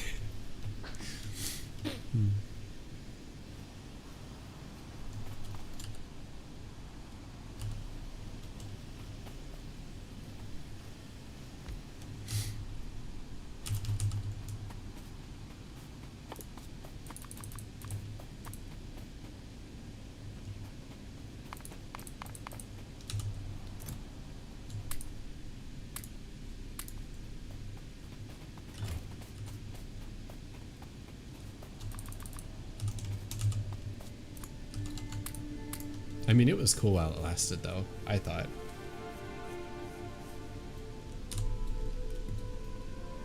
Llama, Yeah. am I dumb? Maybe. Why would you do? Yeah. Done it again. I've built a bunch of like assembly machines to do the thing. We haven't got the transport belts being made yet. Right. Yeah, we need to make transport yeah. belts first. Transport belts first. Not focusing properly. That's I'm all just gonna good. do that. I'm gonna do that here as well.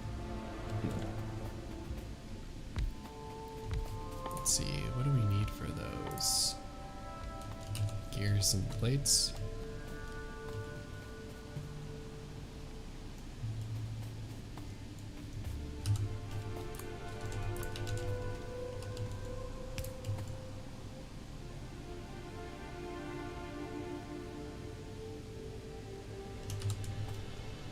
So maybe this will help you achieve, like, figure out your ikigai. If you could do any job in the world, what job would it be?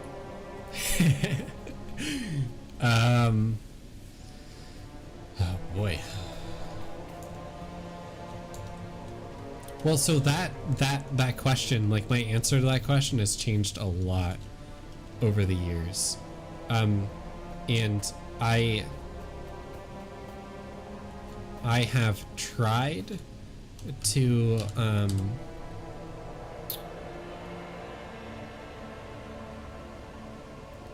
I have tried to like figure that out, and then I tried out certain jobs or tried to get into certain professions, and then never really was able to do it.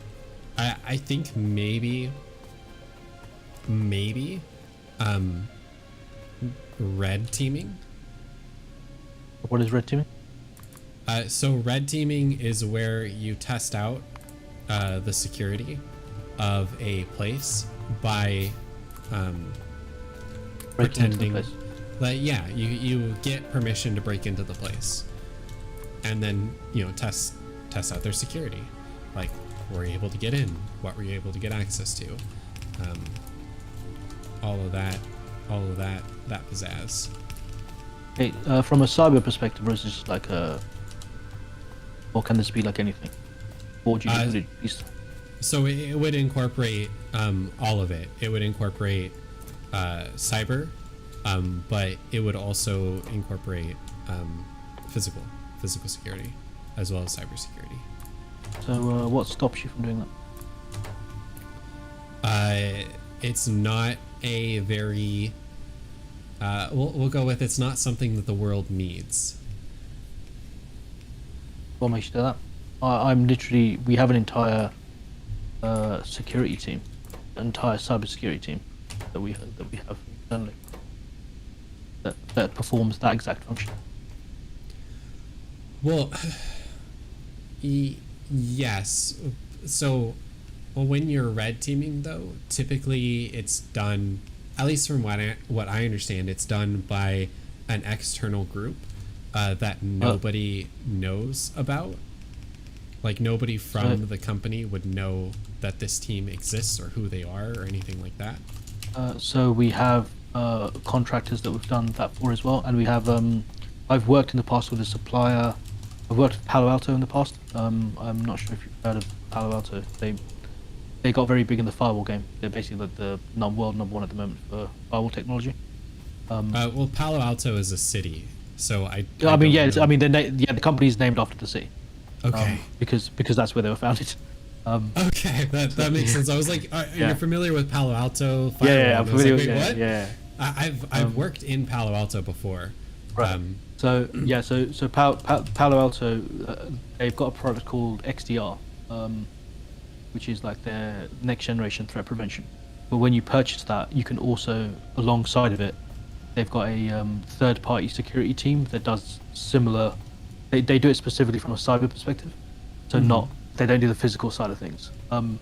But they do literally that. Like, so you, like a senior person, so someone at like a director level or higher, someone like my position, would engage with them and say, right, cool, we want to run our company through its paces, and we would let the minimal amount of people know. So it'd literally be just like myself and maybe the CEO, and then and then you guys would do your thing. and we wouldn't know when you're going to do it. Like it would just have to be kind of like, and then it would also test our cyber, like our cyber security plans as well. Like it allows us to be able to, you know, ensure that like if something was to happen, we would be ready, and how our response would be. You know, like as a company, are we prepared for someone to like hack our data and Right. or come in and like suddenly like we're in a malware situation where we're being, you know, told we need to, all of our data has been encrypted. We're being told we need to give you 500 bitcoins to release the security keys to unencrypt it. You know, that kind of stuff. So that exists. That there are companies out there that you can work for that do that, that provide that service to a company, or even start your own. Yeah, so that was something that I had considered for like a really short period of time, but it would require more than like what I have available to me. Time or And resources. also, what was that? More what? More time or more resources? What are you More lacking? more resources, basically.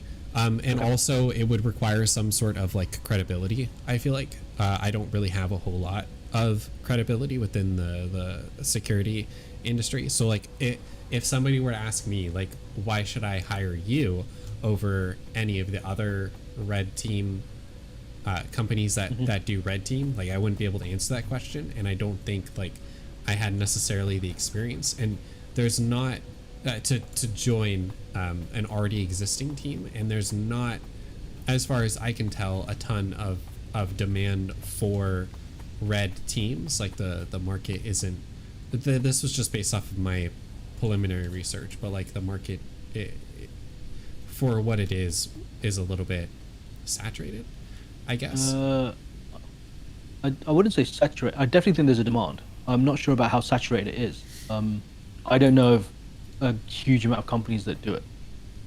But I do completely agree about the credibility thing. I think a lot of these companies start with ethical, like basically being an ethical hacker. So you basically in your own time you start hacking you start hacking companies, and you start looking at and you start doing bug bounties. That seems to be how a Right. lot of these companies begin. Um, you know, starting with that bug bounty element and then building it out from there. Yeah, but like, so doing bug bounties to me wouldn't be something that I would probably enjoy doing. And then all of the run up to being able to do bug bounties, like all of the learning and everything else that would be required for me to be able to actually turn in a bug bounty would not be fun for me. The part that I would probably want to do more or lean more towards would be the physical aspect of it, because that's almost certainly what I'm more knowledgeable on. Right. So yeah, I don't know. I don't know. I'd like to say I have enough knowledge to give you some advice, but I don't. Not on the physical side. Only really on only really on the kind of digital side. Right. But Well, again, and I also mean, like to me, at the end of the day, you're young. Just take a punt. What's the worst that can happen? That's you know, like that's sometimes that's the attitude you got to take. Like, you know, try. It takes very little to get a company incorporated, and see if you can get like a small time contract for a small company, and then just build it up from there. See what happens. You never know. Yeah, so I mean, I could do that, but what I'm leaning more towards doing is more so like focusing on this basically, and leaning more towards being able to do something more on the creative side of things, such as like streaming and video production and, I don't know, maybe Yeah, I music think- production or anything along Yeah, those so- lines. So I honestly think, to me at least, I think Twitch is it is dead to me. I think all Oh, what are you doing? Oh, did you not There's a want reason that? I didn't. There's a reason I didn't connect those up. I have my reasons. Okay, okay. Alright. Just because I wanted to do this, which still doesn't work. God damn it. Okay, fine. We'll do it your way. Wait, what I did wanted you to do want it. to I do? want. I wanted to do a tunnel so that if I needed to expand out the red, I could just keep growing it to the right. But the tunnel's can. never going to be long enough. No, you can't. It's not long enough. Need to wait till we research longer tunnels. Well, I mean, you can just do this. Yeah, but then that looks ugly. Mostly speaking. Okay. We need to pick the next research, buddy. Shall we just go to furnaces? Furnaces. Sure. I'd be down for that.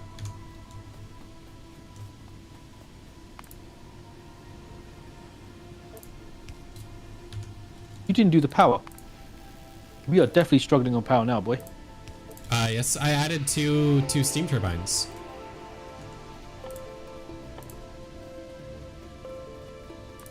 Let's investigate and criticize how bad your work is. Like Okay. a true manager does. See, I'm good. Ah, what have you done? What do You you know mean? nothing. You a single boiler, the optimal amount of steam engines is 2, which is why I designed this. You should never try and add more than 2 because you don't get like peak efficiency. So Oh.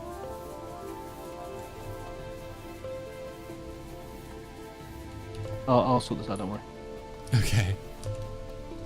Well, I added 2 more steam engines, so Yeah, I've taken those back, so I've got them in my inventory now. okay. Uh,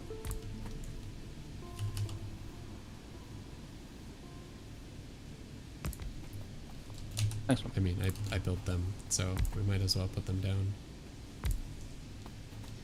You got any more? I just have 1 more boiler. I have one more boiler as well. Clicked. Okay.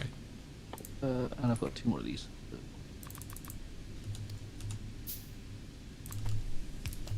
Might as well get the pollution going and really. Yeah, that's me done. I mean, I think it produces pollution based off of the amount of fuel that's being consumed, right? I thought it was everything. So it's the fuel that's being burned on top of ton of other stuff as well. Yeah, it burns thought fuel I based thought- off of consumption. That's cool though. I'm pretty sure.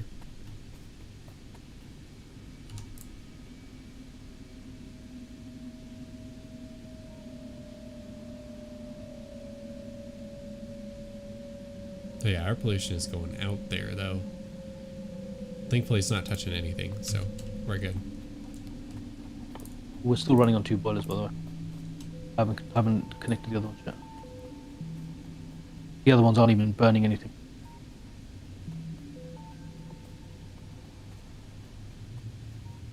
We just got to put in an inserter. I've got to put in some pipes as well. I'm building the inserters now, but. No, I put the pipes in. Oh, you do? Oh, nice. Thanks. Yeah. Thinking ahead. Big brain For time. you, big brain, 9,000 IQ. You know it. Why don't we just do this?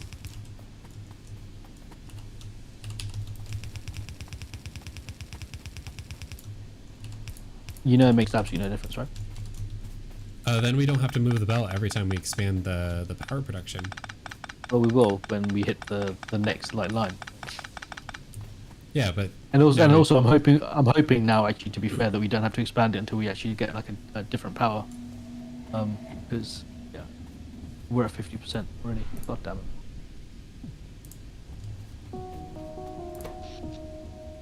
We're gonna we need got a more coal. monster of a factory going.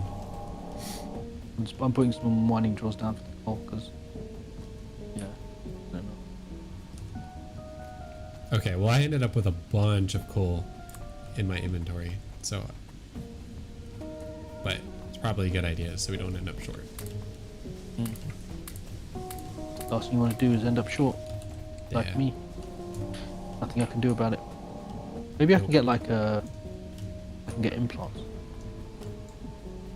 So one thing they actually do for midgets is they break their bones and then Yeah, yeah. slowly stretch them out. Yeah. I am aware. I have done my research. Being a midget myself, I've done the I've done my due diligence. Uh-huh. No, I'm not a midget. I'm average. I'm average height for a male in the 1990s in the UK. Wait, why in the 1990s? Why not Because today? because the average height has gone up in the last 30 years. It used to be 5'7", it's now 5'8" in the UK, and in the US it used to be 5'8", it's now 5'9". Yeah, I'm It's the average the height. average height. Humans are getting taller. Or I'm a little bit above average because I'm 5'10". Sure you are, buddy. I am. Sure. Yeah, I believe you. Some people wouldn't. Some people would claim, I want evidence, but I'm cool. It says on my I don't driver's need license, but I'm not. Does I'm it not really? showing that thing up to the. Does it really Up to like the give you what information does your driver's license have then? 'Cause obviously I've never seen an American license. It's got a driver's license number, the class of license it is, when it expires, when it was issued, date of birth, name, address. Yep. I don't know what rest means, but rest. We and don't have that. end. I don't know what end means either. Does it not give And- you? Does it not give you like a summary of what each thing means on the back of the card? Because ours does. Nope. Ours actually gives you like a little like glossary of terms on the back to explain what each segment means. No, it just repeats rest, none, and none. I don't know what that means. But let's see. And then it's got my height, my sex, my eyes, But under sex, And- does it say yes? Under sex, it says yes, please, right? definitely. And then, So it's a terrible joke from the 90s. yeah, no, I get it. And then it has DD, which I don't know what DD is, but it's a very long string of numbers. And my signature. That's everything. DD is your direct dial number for when someone needs to get in touch with you. I don't think so. No, it is. That's interesting. So yours does have a bunch of additional information compared to us. Yeah. I mean, it's used also as the primary form of identification. Oh, I mean, it's the same primary form in the UK as well, but I'm not going to hold mine up. But like on the back, like, why am I holding it up to the camera? No one can see my webcam. On the back, on the back of my card, it like I said, it gives you like a little glossary of terms that tells you exactly what each thing means. Including like there's codes, which is like, so I have codes AM, A, B1, B, F, K, P, Q, and then on the back again it gives you like what every single one of those means. It also gives me our country of birth as well, which yours doesn't. Yeah. Does yours give you a state, I guess, like state of issue? Or not? Well, it says the state on it. So the state that the license is from, it has the state. Yep. Like each driver's license for each state is different, fairly significantly, visually. So ours. Hi, Stacy. Ours obviously isn't. Yes, Stacey. Ours isn't different. But that's obvious because obviously ours is. In fact, so one thing that mine has, because mine's an older license, is mine has the EU symbol and then UK in the middle, because technically this license was completely valid to drive across Europe, and we were part of the European Union when this was issued.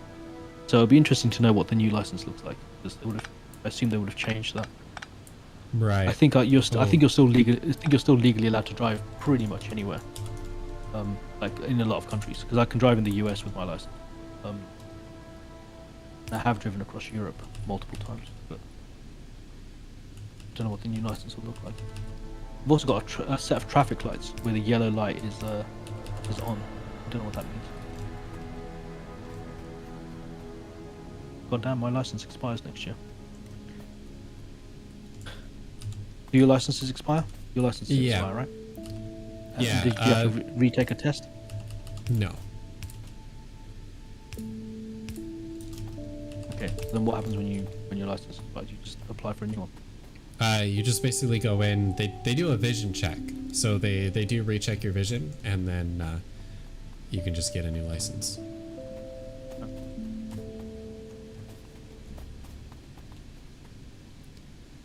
And so this is Factorio, Stacy, and I'm playing with Oldman.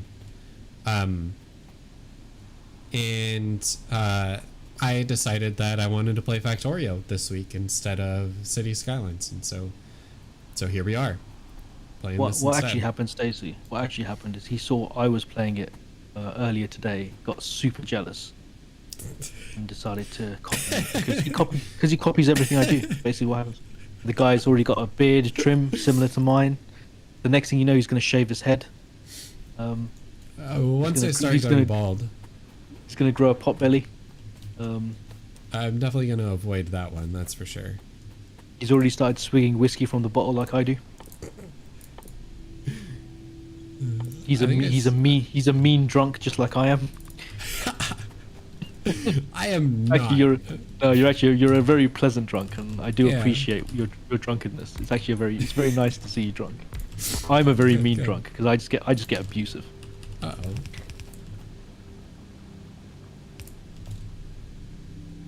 Yeah, it is my stream. Yeah, I've taken over, fully taken over. I was ending the stream about half an hour ago, Stacey, when he upset me with a terrible joke about slaps.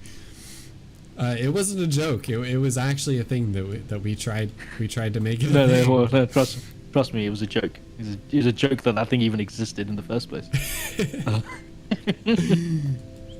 It is way past my bed. It's coming up to 3 a.m. actually. I was actually going to ask you before I agreed to do this. I was going to say how long are you going to be streaming for? Because I don't want it to be crazy.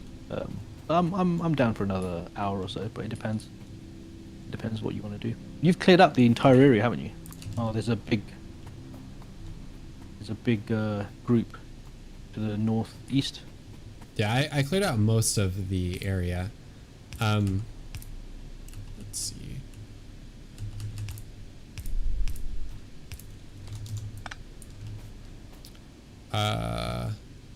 But I would be down to play for another hour or so. That would be great. Cool. I think what we need is Oh, that's the wrong side. we need steel plates. Is what we need. What are you trying to do?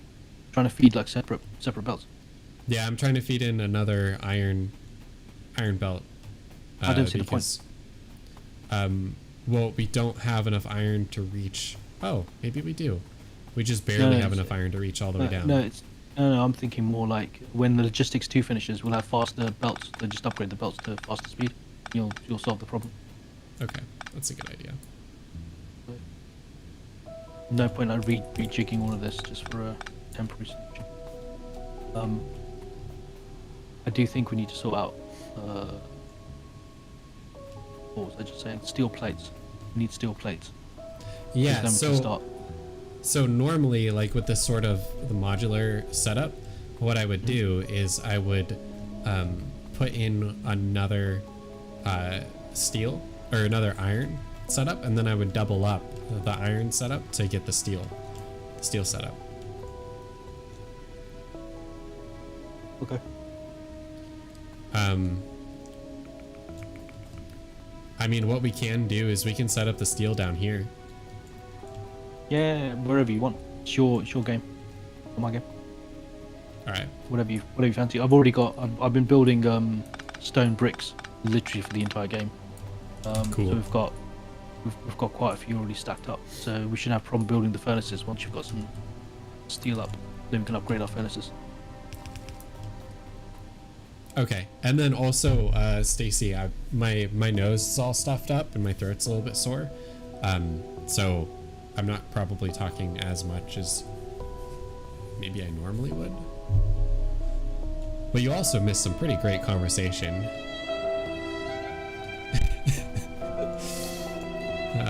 Rip. Indeed.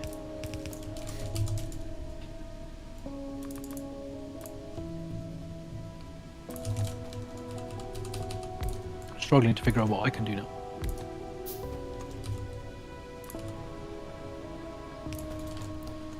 Well, do you...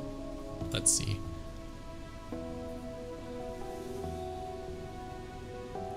So I can start setting up the secondary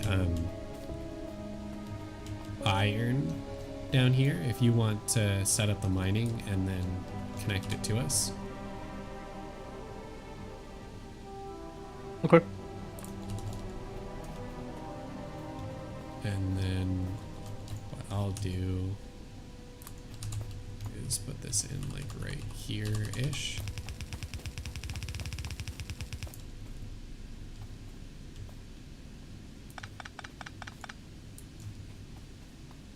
Like that. And then we put in furnaces.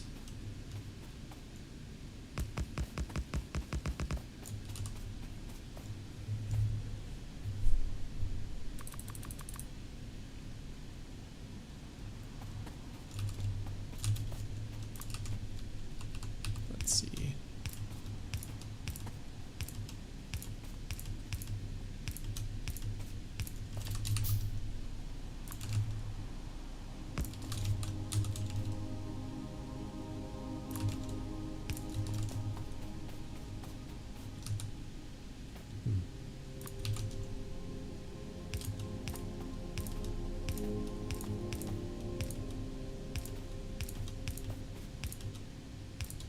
So if you could change your job in order to make it more like an ikigai, what would you do?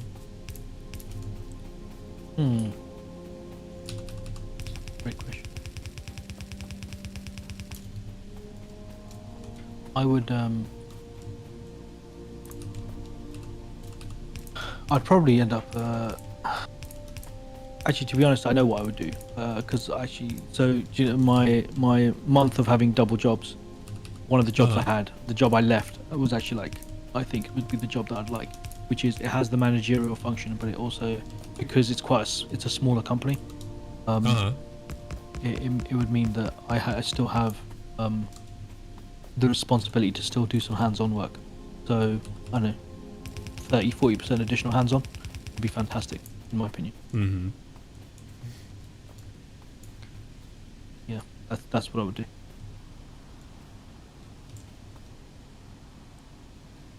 I would add a yeah, I would add an additional, like, You would add an additional component basically to yeah, your job. I would, yeah. Do you think that's feasible? Like, you think you'd actually be able to do that? I mean, I've done it. Like I was doing it in the old job. I really liked the old job. The only reason I took the new job is because of the money. Right, but I mean, is there a way that you can incorporate the Not into my new job. No. No? Like, the function just isn't there. And I'm just far too, like, the size of the business is far too large. To be able to get it, to be able to just do that. There just is no way I could do that feasibly. Mhm. I wish there was. So. No.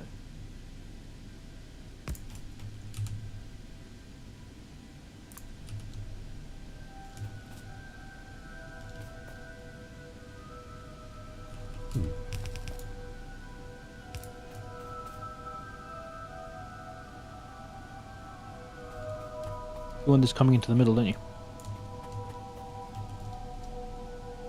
Oh, no, you want it coming? No, want it coming to the sides. Yeah, the sides, yeah.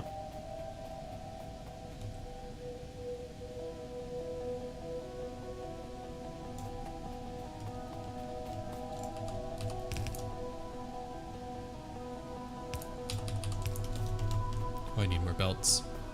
Thankfully, we have automated production of belts. We do? Amazing. Yeah, I mean, you put it together.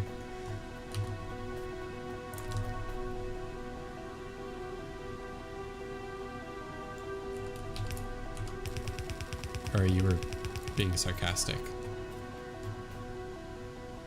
You Americans never get our sense of humor. It's dry and British. dry martini. British humor. Oh yeah. Please. Please, please don't. Oh, so bad. All right.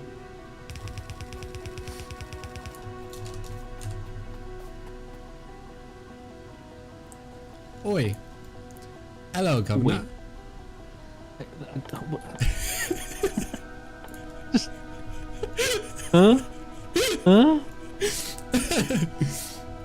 You what, mate? What? What is it? What is it? Yeah, the problem Word, is, word. the problem is, at some point, you default to Warcraft 2. That's your Yep. problem. That is my problem, actually. That and Australian, even though I can't really do a proper Australian accent either.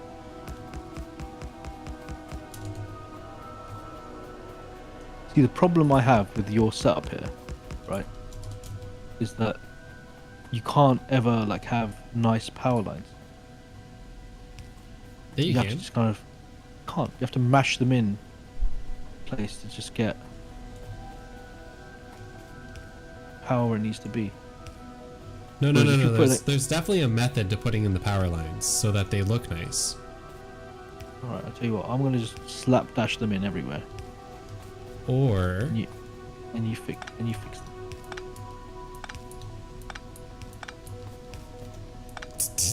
dude, Oh, I'm out. God damn it. there we go. Thank you for the power lines. All right, go on. Grab me. Yeah, let me. Yeah, clean up my mess. What are we researching next? More weapons?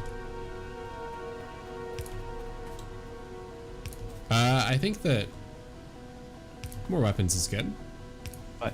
So if you left a slight gap between the furnaces, so two furnaces, it's a tiny gap, two furnaces, you could put the power line there and it would cover all of the stuff, and you could use half as many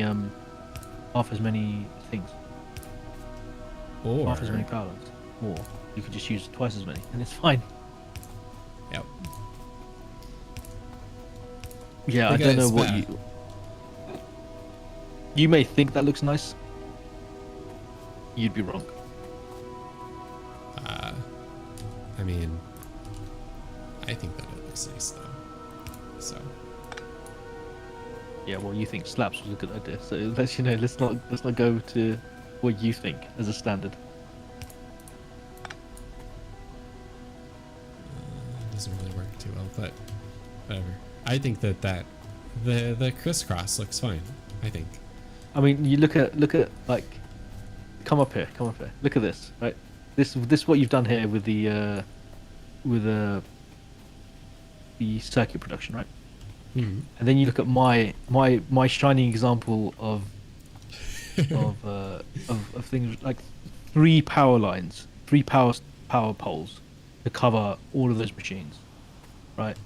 Ultra efficient, getting it done, minimal like wastage of space.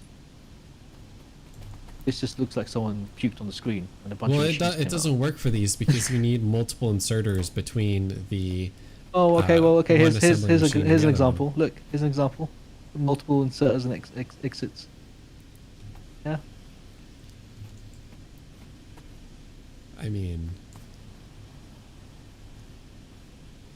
nah, I still like it better. Also, I wouldn't have done this in my opinion, because you use copper wire for other things. So I would have actually created a completely separate run of copper wires, with the buffer, and that would then fed into like a separate run of circuit boards. Yeah, but if I But that's remember right, where- the math basically works out for this. Yeah. No, you're doing it very mathematically. I just do it because I don't know. I'm a sycophant and I like things my way.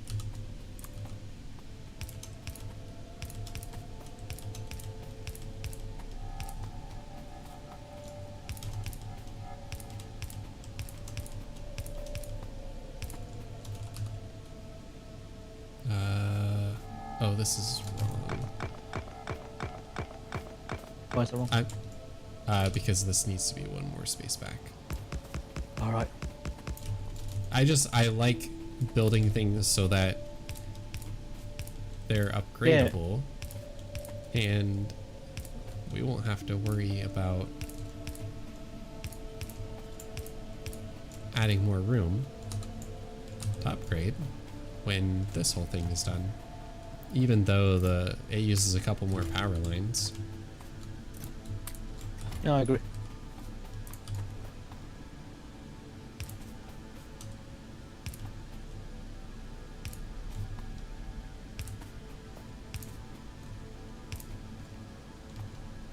Yeah, slap. That's almost as bad as Kiss. Keep it simple, stupid. Yeah, almost as bad. But not quite. So But not there's a quite. chance. There's a chance it'll take off if Kiss takes off. Maybe one day. You're like one of those desperate weebs when you ask a girl, like, "Oh, would you go out with me?" And she says, "Only if you were the last guy on earth." And you're like, "Oh, so there's a chance." There's a chance. That's the same thing with slaps, buddy. Well, so I'm pretty sure like the original for well, maybe it's from before then, but from where I remember that from is Dumb and Dumber. Yeah, I think Dumb and Dumber made a joke of that about that as well. Yeah. So you're telling me there's a chance? There's a chance. 1 in a million. So there's a chance. Oh, I love Dumb and Dumber. The sequel was terrible. Did you watch the sequel? Oh, like, yeah. I mean, there's some absolute gems of jokes in it, but on the whole, it's a bad film. I'm getting emails. That's disappointing. I'm getting emails from work. This is the problem with working for a company that has bases in Singapore. Emails in the middle of the night. It's daytime for them. That's annoying. Well, you're I might awake be at this time anyways. I might be. Yeah, true. I might be visiting LA, by the way. Oh, cool. The company's opening an office there in June, so they're talking about sending me over there to scope it out. So might take a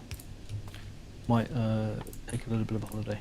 I was supposed to do New York I was supposed to do New York this week. Actually, this is the week I was supposed to be in New York, but my wife made other plans. And she is the boss. She's the boss.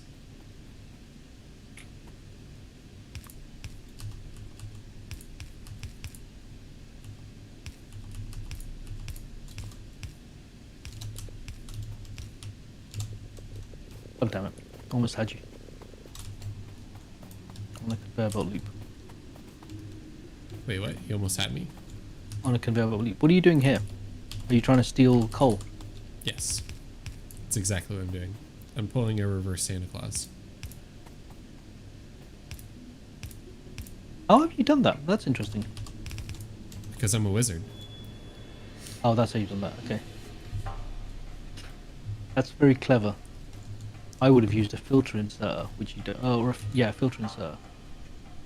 But that's quite smart. I like that. I like that, mate. Solid. Good work. Cheerio.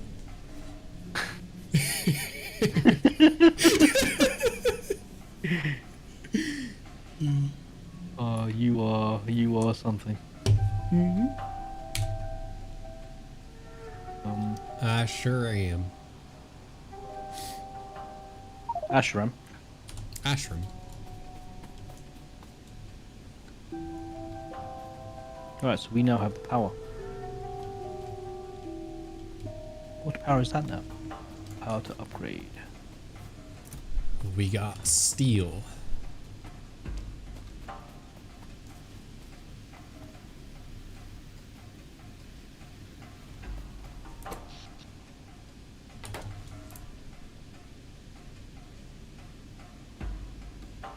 Wow, our pollution is actually still relatively contained.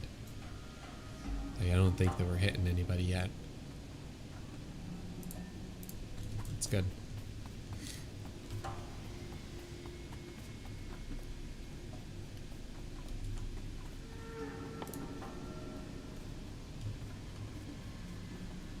It's actually a pretty good idea to go out there and knock out all of the biters early, because normally I would have to set up turrets and junk at this point. Yeah, no, 100%.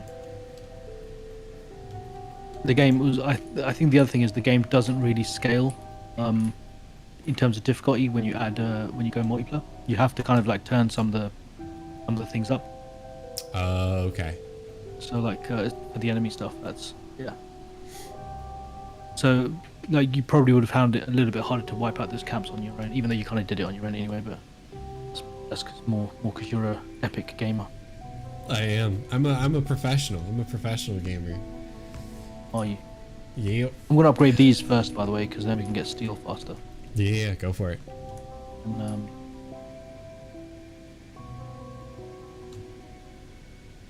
Just gonna go on a little journey.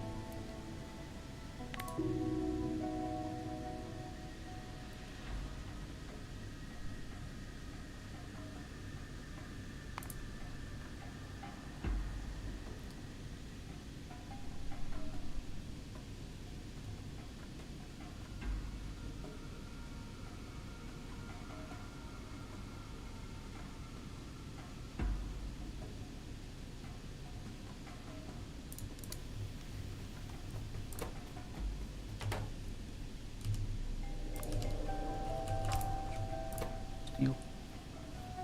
More iron production. Lots more iron production.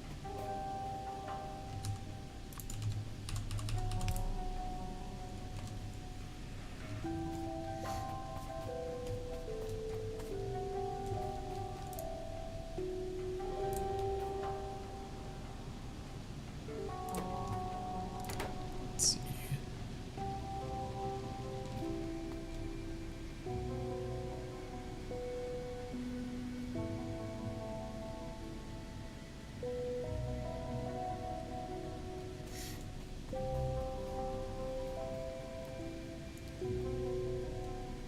Cool. So, what's the thing that we need the most at the moment? We need more research stations. Oh, we actually need. Yeah, one step ahead of you here. I normally build them in rows of 10. You can also build inserters, like cross inserters, to kind of help with load balancing. Uh-huh. So Oh, if I you build it the usually way I just built, upgrade the yeah, if you speed. if you do it the way I do it, Inserters. that's the minimal amount of that's the minimum amount of power as well, and power pulse. Mm-hmm.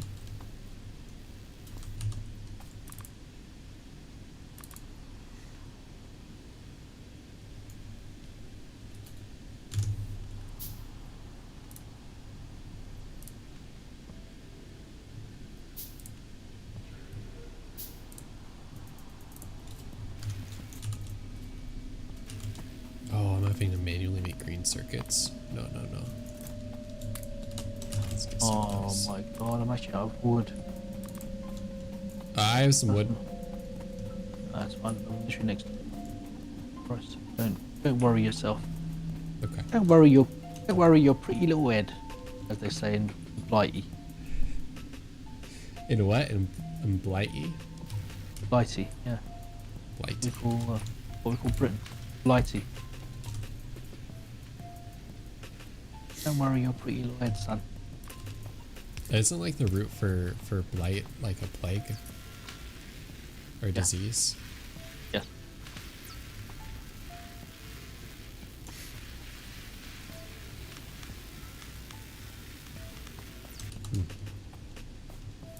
So you call yourselves diseased? No, Like blighty? Blighty is just slang for Britain. Okay. Well, blimey. Blimey. That was terrible. I don't know why you kind of make like you kind of put emphasis on parts of the word that didn't need any emphasis. No, I was just it was for comedic effect. But Comedic, not yeah, good I comedic thought there was some comedic effect there, but yeah, it was pretty bad. Yeah. Alright, I'm gonna be back in like 1 minute and a half. Prove it. Okay. Hold on. Alright, 1 minute and a half. Cool.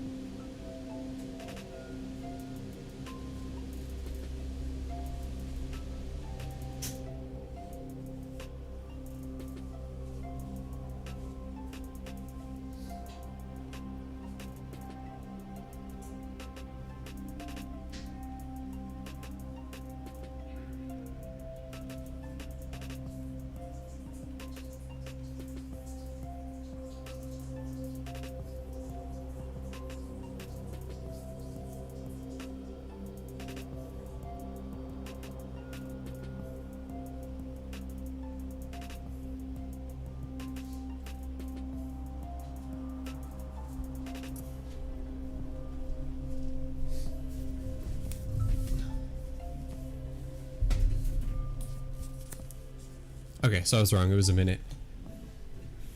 Not quite a minute and a half. You need to stop lying to me, man. How can we ever have trust in our relationship? You keep lying. I don't know. Just a pathological liar. I mean, you're Yeah, definitely well, I'm pathological. fanatic. Not so much the lying. Anyone who comes up with the what was it again? I've forgotten. Like, it's that bad. My mind has erased it. I don't know what you're referring to. Salty. See, oh, I can't remember. What? Slap. That's it. Oh, yeah, slap. Slap. All right. All the burners, as far as I can see, are now upgraded, and we are desperately short of stuff. So I think we need to upgrade our belts. Mm-hmm. Yeah, I'm working on it. Cool.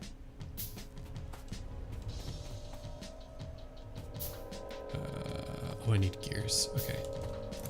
Grab some of those. Gears. Metal gears.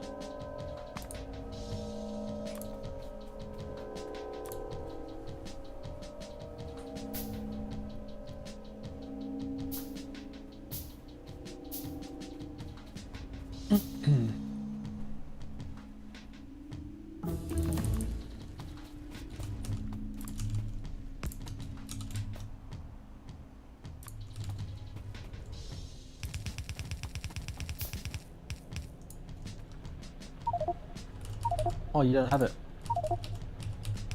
Don't have what? I don't think you have to do it in the settings when you set the game up. You can set up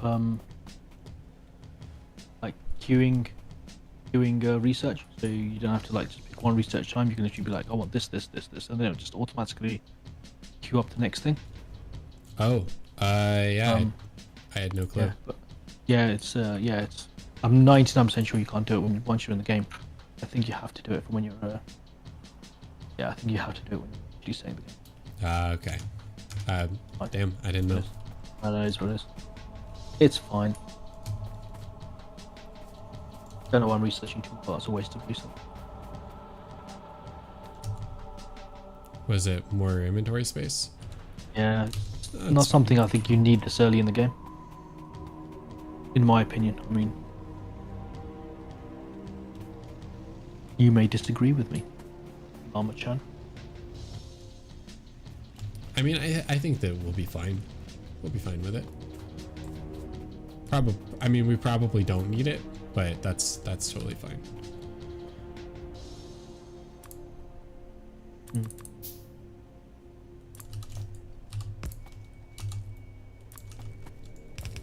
Have you, in your travels, did you find any oil?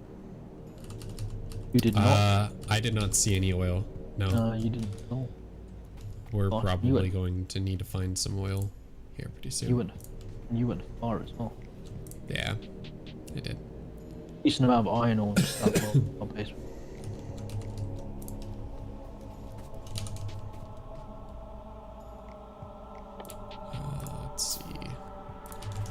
Actually, we should also probably make some bullets so that I can go adventure.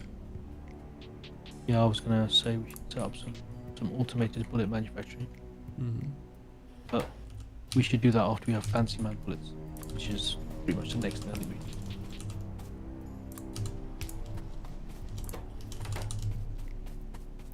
Too late. I have already started production of the weapons. Oh, whoops, I just grabbed all of the steel. I don't need all of the steel.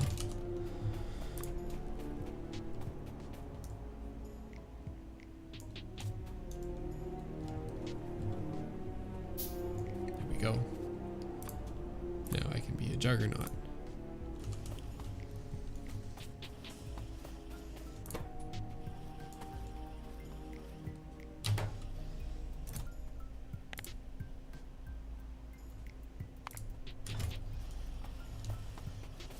This isn't working.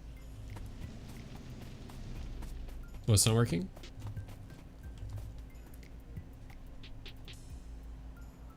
This bottom belt isn't providing enough iron ore. Only half the things, but Yeah, well, actually, I think what we need to do is upgrade this belt right here.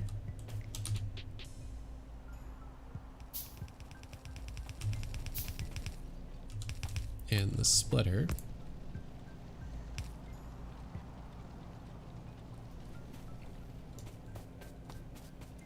And then put in more electric mining drills.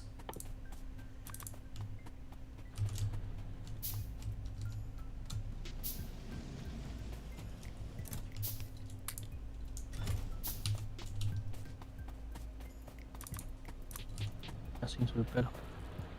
Oh, I say that. No, so we shouldn't need more electric mining drills.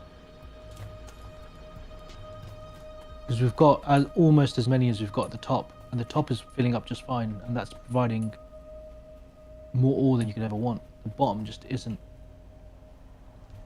So there's something else that's bottlenecking it.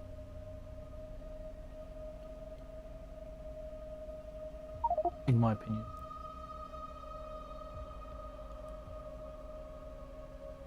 Well, we have 16 on the bottom and we have 20 on the top. Okay. You really think 4 is going to make that much of a difference? Yep. Okay, sure, so. 5 back out.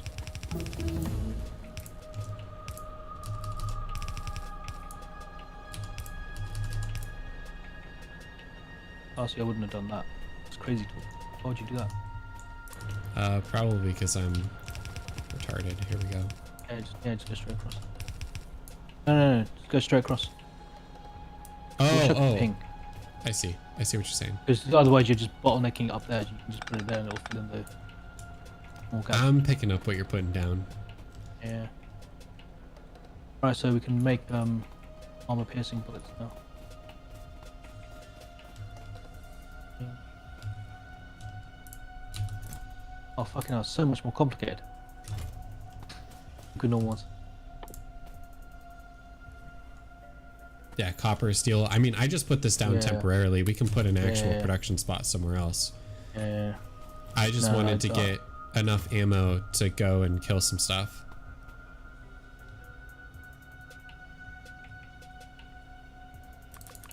Agreed.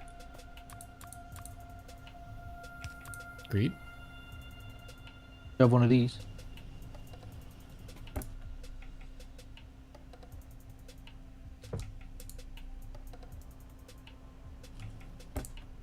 Have one of these? Oh, One yeah, in yeah. the crate. I've got one. Oh, well, I've made one this week. So we have an extra? Yeah, that's fair. Alright. For when somebody dies and then you go pick up their stuff. Alright. I got fish. I got ammo. I'm gonna go kill some stuff. Hold on. Wait for me.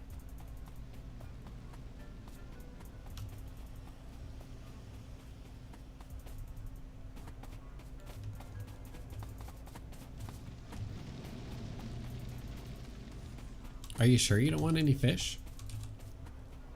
Mate, no. Fish are for losers. Fish are for winners. Disagree. Come on. Where are you going? I was gonna go over and then south and take out the little one down there, and then go. I say we over go and up. northeast. Well, the little one is closer to the pollution, so I want to get rid of it before it grows. Oh, but I want to get rid of the northeast one. All right. Let's do it. And then we come back and finish the little one off. The little one's just pips in it. Okay. Pips. Pips. Did you use pips back in your high school days to describe something that's easy? No, I don't know. I've never heard that before. Pips. Well, what's slang for easy in the days of high school?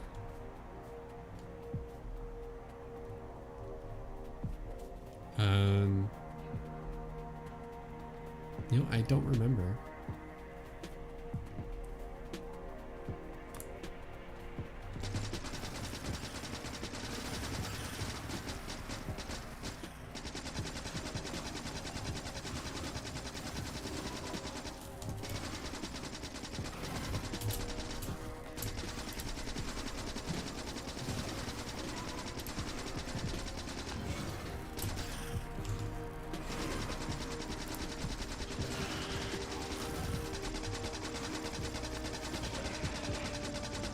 Cool. There we go.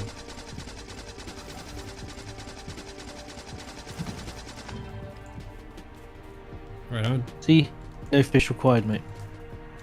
I was taking a lot of shots and No. using my fish to do so. You were not using your fish to do so. I was No, was you too weren't. using my fish. Don't, no, you weren't. Yes, I was.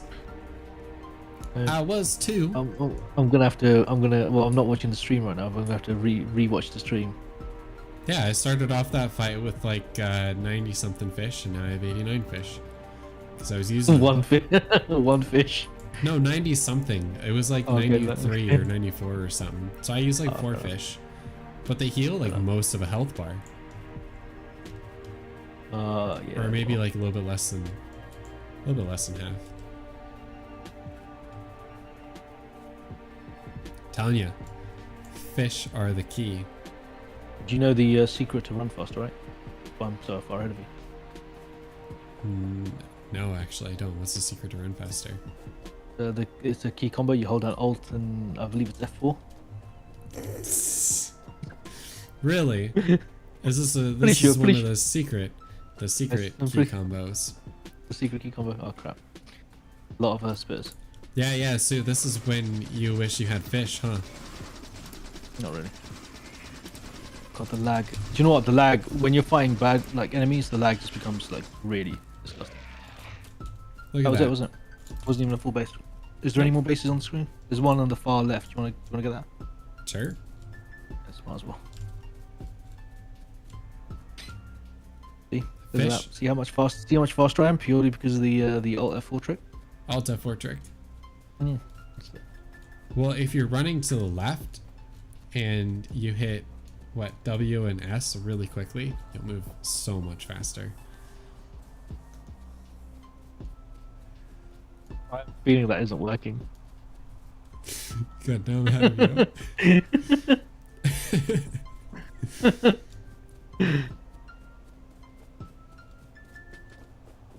Oh, Oh, you just trees are get on my trees level. are trees are really frustrating. Yeah. And that was another one of the mods I installed was tree boxes. Tree boxes smaller so you can run through the forest. Like we're not gonna be able to make it through here probably. We're gonna have to cut a oh, maybe not.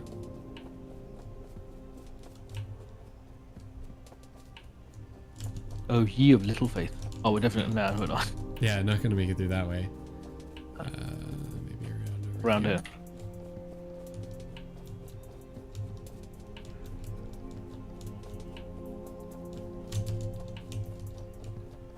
There we go. Oh, I'm still.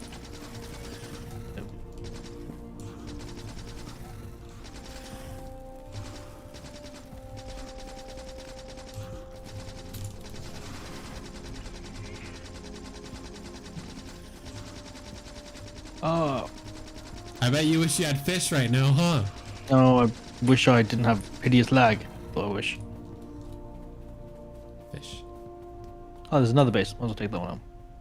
Wait, how much ammo do you have left? Not enough. No point. Too late to consider that now. Can I craft more? Let's stop crafting more.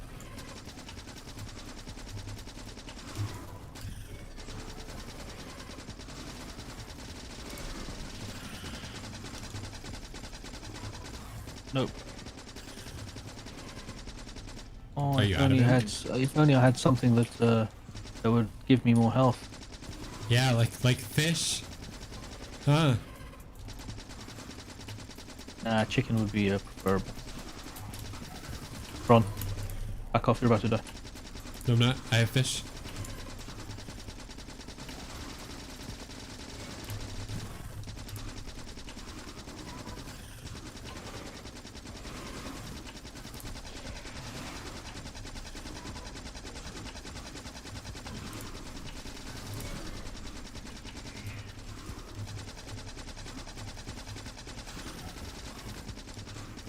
Alright, I'm almost out of mags. I am out of mags. So give me 1 sec. Oh fuck, I'm gonna die. We'll craft some more. There we go. I was gonna say I've got like 100 if you want them. I've been crafting in the background while we've been fighting. No, I can craft enough to deal with this. There we go. Cool. Easy. Easy Let's head peasy. north. We're not to go to the forest. Okay.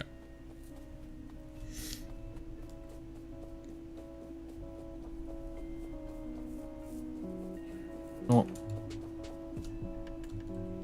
There you go.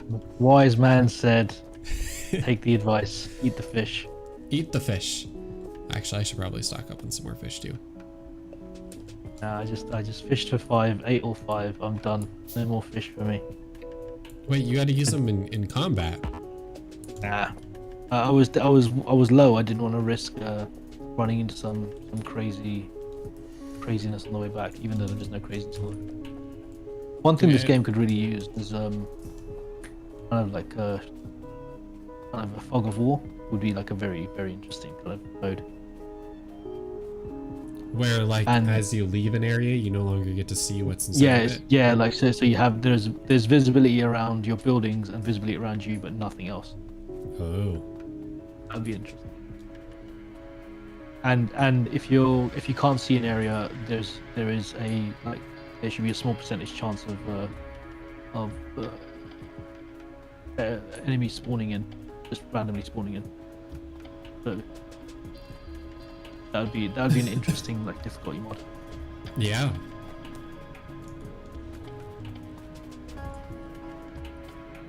Yeah, no, that certainly would be.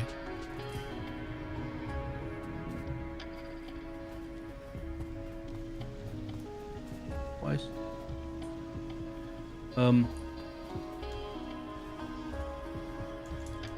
What? Have you played what's the game I was thinking of? Have you played Oxygen Not Included? I have. What do you think of that? Okay, so I really liked the game, except for one thing, and it was the most mildly annoying thing, but it ended up being like game breaking for me. And that was the way that fluids work. Oh, really? Yep. I actually think I agree fluids are infuriating in the game. But equally I still thought the game was fantastic. Yeah, no, so my primary problem with the fluids was that once they start traveling a direction down a pipe, they cannot travel the other direction. Yeah. And so I would end up creating, it was too annoying creating pipe systems that depended upon fluids only flowing one way all the time, because otherwise pipes would get blocked up because fluids would travel down one direction of the pipe and then not be able to flow the other way, despite the fact that the behind the fluid was no longer like backed up. And so it just I 100% agree. I think I 100% agree. That's a very frustrating element to the game. yeah, and that was what ended up making me not play it anymore, was because I was spending so much time trying to fix silly things with the way that fluids worked that I was like just done with it. So it was fun, but that just kind of ruined it for me. I definitely think the fluid dynamics in the game, there's a nuance to it that is frustrating, and it's built to be frustrating. It's not built well. It's built to be frustrating. It's one of the ways that I think they control the difficulty of the game. Yeah, I'm kind of fine with fluids being difficult, but I don't like if fluids are only going to be able to flow one way, then give me like one directional pipes. Give me pipes where fluids can only flow one way. So then I can give yourself the tools to be able to solve that problem. Right. So then I can like set up a system where fluids only flow one direction, and then I can work with that. But fluids would sometimes go the wrong way at a junction, and then the whole entire I'd be like, what's happening? Like why is everything breaking down? And then I would look in the fluids, and it's like I have to delete a pipe and then re-put it in. Here's the thing, like this is it's interesting actually, because it's been a while since I've played it. When was the last time you played it? It was a long time ago, like shortly after it came out. My memory maybe fail, like playing tricks on me here. I have a feeling they actually did fix that problem, as in like they did give you directional pipes. Considering you just said it, it's kind of something's ringing in my head that they did add that. Because obviously the game's quite old now, and they're still updating it now. They're still adding new things to it now. Okay. I mean, I think that it was a bug. I don't think that it was a feature.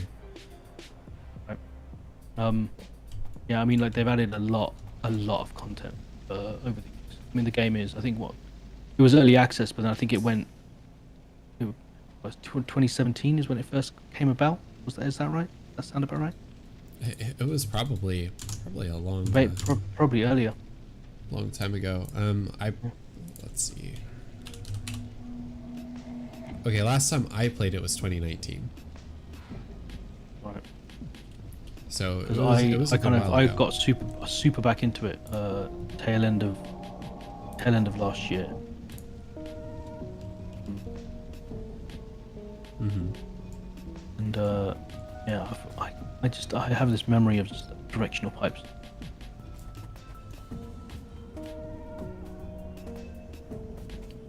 I mean, its release date was 2019, but I know for a fact like it was early access a long time before that. So I guess you probably bought it when it kind of went like live. I think so. And I had it pre that. Yeah, so early access started in 2017. And I think that's when I bought it. It was 2017. I remember that being a problem then. But like I said, like I played it tail end of last year, and I think they have fixed that. That might be worth going back to. I think you'd really enjoy it. I really love that game. It was a fun game. Have you played Dyson Sphere Program yet? Yes. And what did you think of that? I thought that the Dyson Sphere program was pretty good, but I think I enjoyed Satisfactory more than Dyson Sphere. So whenever I was feeling like playing a builder game, I would either play City Skylines or Satisfactory. It just wasn't, to me, better. Yeah, it's weird, isn't it? Like to me, it was kind of, when I first started playing it, it felt like Factorio on drugs. Like just Factorio, but just like at a grander scale, and I kind of really was enjoying it. But then, no, excuse me. But yeah, but then like it just doesn't have that. It didn't have that staying power with me. So I think one of the things that sets Factorio apart from a lot of these other builder games is the aspect of you're kind of fighting against the world. So you have all the aliens that attack you. Now, I mean, the way that we're doing it is making this fairly easy, but where you have to like set up your factory and you have to balance out the idea of like squaring off large amounts of land in order to put in solar panels, because you're trying to avoid creating a ton of pollution in order to prevent like all the biters from coming after you or building defenses and stuff. Yeah. Here's the thing, right? I agree with you that does set it apart from a lot of games. But I'll also tell you this. I almost always play Factorio when I play free play mode. I will almost always disable, I'll turn on peaceful mode. So I won't turn off the biters, but I'll turn it so they don't attack. And because I just enjoy the build element. Mm-hmm. I'm not here for people to come in and mess up my base. So that to me was just what part of what made it fun, was that like I had to think about like whether or not I wanted to spend all of the resources in order to set up something like solar panels and batteries and junk, versus like, so balancing everything out and increasing efficiency and doing all of that stuff. That was part of like the fun of it for me. Yeah, I do like that. Also kind of balancing the defensive stuff as well, kind of. But then like when I played, that's one of the reasons why I think I really like Satisfactory, is because that doesn't have that combat element at all. And you know, as far as what they've said, they've kind of turned around and they've said like, we're never going to do that. That's not what our game is. Our game is about building. Like we'll have some, like they have some of those guys in, but they're kind of like just, there'll be a few minor inconveniences, but nothing that's going to be like you're going to come to your base and start smashing stuff up. Well, the way that I always thought about the enemies in Satisfactory was like to prevent you from getting resources early, to basically work as a barrier. Slow you down a little bit. Yeah. And also give you some extra things to research in terms of like just like a lot of it. Like I like the fact that it's not a procedurally generated map, because for sure, although procedural generation gives you like loads of flexibility and like having variety, but it lacks in, like, you can tell that the map is really well designed. Like everything they do and the way they've spread things out and where they've placed certain resources, it's designed to kind of give you that drive to, okay, I need to have this tech to be able to reach that place, to be able to get that stuff. You know, it makes it very what's the right word? The progression is really, really well done, and it doesn't ever feel like you always know what the next thing is. Nothing feels insurmountable. Whereas in this, you can get like horrible seeds where like crap, like this is gonna be an absolute horrid thing. And sometimes you get super easy seeds. I think this seed we've gotten actually has been really easy. Like we've not had very much around us, and you're like running around and just expanding out our area of ops. Yeah, like this is a very easy seed as far as I'm concerned. And also we didn't end up in spawning in the middle of a massive forest. I've had some games where spawned in the middle of a massive forest and that's it. Like, you're doing the entire game. It's just either you run to a clean space or you just start chopping down everything that moves. By the way, I'm just researching stuff.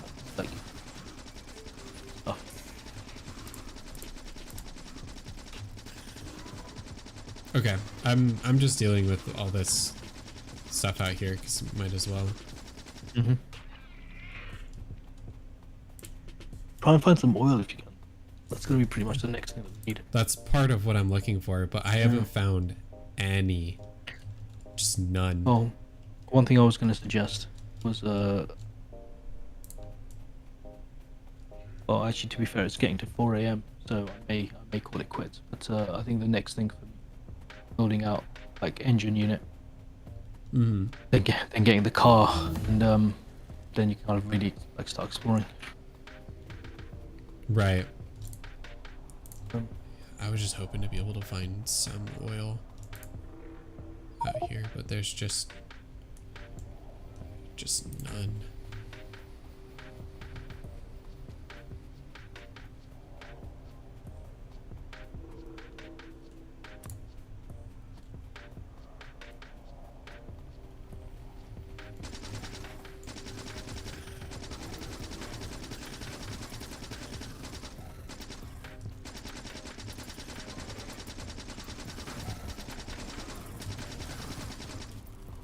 There was actually this fairly interesting video that I watched talking about RTSs, but I think that it applies across genres. That one of the things that makes it so that a game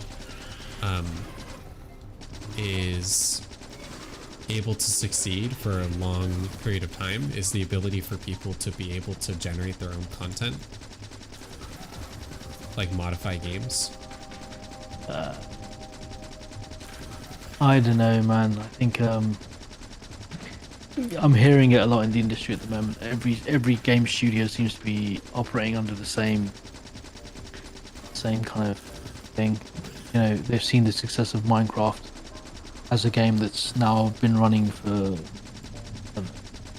14 years, 13 years, and it's still a massive game. Roblox is another one. Again, like kind of a game where a game creation engine, and then people play content. Everyone and their mother, when it comes to development studios, everyone and their mother is in on this kind of idea that the next huge game is going to be another creation game. Like the next GTA is going to be a creation game. Like,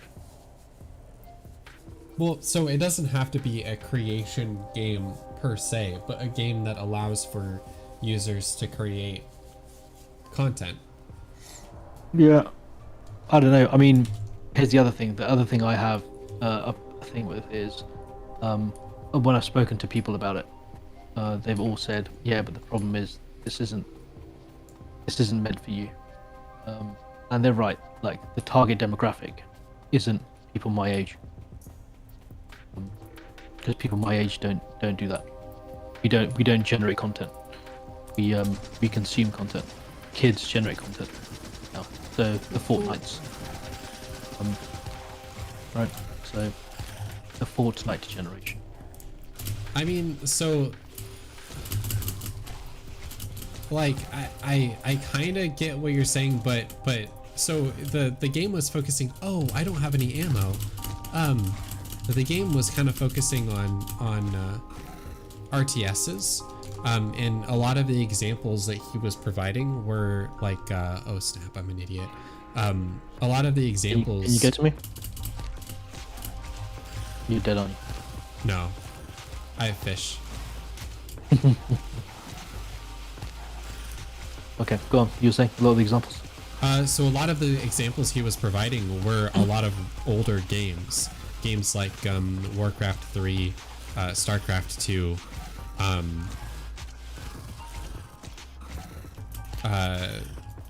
I mean, it was an example from the video, but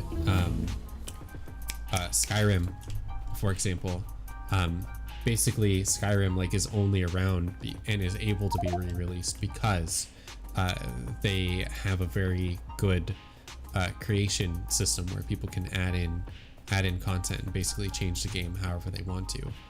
I'm trying to think of maybe some even older games that had similar ideas. I mean, the ones that come to mind are mostly like Morrowind and that kind of thing. That was where that whole thing, I think, kind of started, at least as far back as I can remember.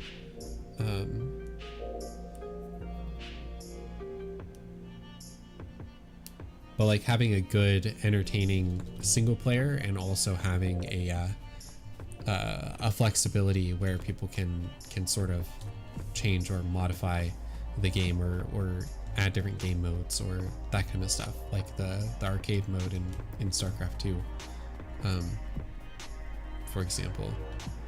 So I think the person, in my opinion, had bias towards specifically towards RTSs.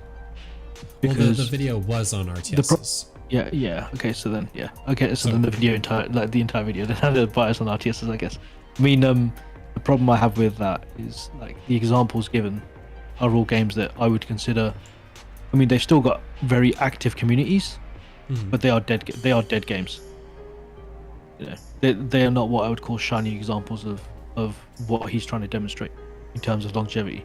Like for me, a prime example of longevity in gaming today wouldn't be the like RTS genre. To be honest, is dead. There hasn't Eh, been like a big RTS game in since StarCraft 2. Really, like right. they've tried to do it with Age of Empires. They've tried to do it with a bunch of other games. Like it just hasn't. Nothing has dropped that's kind of really been on that scale. Well, Um, in part, like, and this is actually exactly what the guy in the video was talking about, was because a lot of the RTSs that have been released more recently don't allow for any sort of flexibility when it comes to like user-generated content or anything like that. I I mean, nah. I disagree. I disagree with that. I just I don't know. I mean, I just disagree with that premise. Not premise. That conclusion. No, what premise? Yeah. I feel there just hasn't been a good RTS because there hasn't been a good RTS. It's got nothing to do with the fact that it's lacking mod tools or user-generated content tools. I just feel that there just hasn't been one. I think Well, in a good prime single example. player. Yeah, or a good single player. I mean, prime example, Age of Empires 4, which when it came out had a big, like a lot of people played it. Like it was quite large for a few months when it came Right, out. but so Yeah, there, they Microsoft made a really big deal of the modding tools as well and said like, look, this is like there's a lot of modability here. You guys can do your own thing. There's all this stuff. It just didn't take off because the game, the core, the fundamentals. I mean, the fundamentals were Age of Empires, but they are now old fundamentals. They didn't really update the game. It still felt like playing Age of Empires 2, which Age of Empires 2 is a fantastic RTS, but you want something new, don't you? You don't just want the same thing that you've already had. You need something fresh. And I think, and I disagree with Skyrim being like the reason Skyrim's being re-released is able to be re-released so much is because of user-generated content. I actually genuinely think Skyrim is a prime example of a company milking a product way too much. oh Like, no, they're it's been- definitely milking it. That's not what I'm saying. but then Reason it's that being people, it's not being re-released on PC. I mean, it's been re-released on PC maybe 2 times, 3 times, just with like extra patches or like extra bits of DLC. But most of the re-releases of Skyrim really are on consoles when a new console generation comes along and they kind of repackage it and re-release it on consoles. so it's not been re-released on PC 4 times. yeah 4 times isn't huge. But 'Cause, it's essentially the exact same game re-released 4 times. Like the difference between Skyrim and Skyrim Special Edition is basically nothing. The difference between Skyrim and Skyrim VR is basically nothing, and the difference between Skyrim and Skyrim Anniversary Edition is basically nothing. They're repackaging the same game, and the only reason that people are even considering rebuying it is because when the game updates, mods will no longer work on the older version of the game, or you have to create mods that fit both versions of the game, which is annoying and difficult for mod creators. That's the way that I see it. The only reason that people are repurchasing. Yeah, the I mean newer that could be versions. that could be a valid reason, but then that's someone repurchasing. That's not new people coming on board, right? Yeah, no, it's retaining people. More people aren't necessarily yeah. So coming so, on so board. retaining people, I think, is different. Like you look at Minecraft. Minecraft as a community is still growing, right? You look at Fortnite and you look at Roblox. Those communities, people playing those games, the numbers are going up. They're not going down. Is Fortnite are numbers for Fortnite going up? Yeah, more people playing it every day. Fortnite is huge. Like people really, I think there's I mean, I joke about Fortnite with my friends, but I think people really underestimate one how big Fortnite really is. It's insane. And like, just one example I can give you is like Fortnite, like Epic have managed to get a deal with Marvel with all the superheroes and all that kind of like content that coincides with big blockbuster 200 300 million dollar movies are wanting to partner with Fortnite. They want their stuff seen within the game because they know that's going to make money. They know the audience that plays Fortnite is the audience that they want to attract. People are advertising through that game to get people into other products. Cross-selling. Like, it's huge. It's a huge thing. The Fortnite right now, I think, is probably, I'd say it's number one and number two. It's between Fortnite and Minecraft are probably the two. Is the biggest game in the world, and still growing. I mean, Minecraft, they teach Minecraft to kids in school because like the programming language in with Redstone is so advanced. They can use it to teach kids how computers work and how programming works, and kids see it as a game, and at the same time they're learning it. So Minecraft is being used everywhere. Like there's a reason why Microsoft paid what 3 billion. Like people are saying Microsoft got a great deal, like $3 billion for a single game. It's insane. So it looks like Fortnite was growing until June 30th, 2021, and then it's been consistently dropping since then. Well, who's giving you those numbers? Qbet.io. I don't think so. Epic don't ever release numbers because they wouldn't. Look at Epic revenues, and trust me, the Epic Game Store doesn't make them money. Like the majority of the revenue. But there's different avenues in which you can make money as a company. I know, I completely agree. I mean, like Epic, one of their biggest growth sectors is medical and automotive industries for their game engine because the Unreal Engine is so versatile. You can use it to model, like I think architects are using it to model buildings, doctors are using it to model medical stuff, and automotive makers are using it to model cars. So it's being used in a lot of different industries now, and that's one of their biggest growth sectors. But Fortnite, far and above, is still their biggmebiggest moneymaker. Sure, but I mean, it's not still growing. I mean, like I almost took a job there, so I've got some knowledge on stuff. I wouldn't take the word of a random website, unless Epic are the ones actually like telling you the numbers, and Epic never would. But unless they're the ones actually giving you the official numbers, saying, yeah, these are our numbers, and like for 2021, these are our numbers for 2020. Unless that's a thing, like I wouldn't trust the source. Nobody outside Epic knows. Well, Nobody. So you made a very definitive statement though, and the definitive Yeah, statement but that's was Fortnite my is definitive growing. my definitive statement is because I literally, they offered me the job, and I literally was like, yes. Like I was a week away from joining. I'd been to their offices, spoken to them quite a fair bit, and I've signed a bunch of NDAs. So I feel like I can make a definitive statement there that their numbers are growing, and I can be fairly confident in saying that, because I've had plenty of conversations with people that work there, fairly senior level people.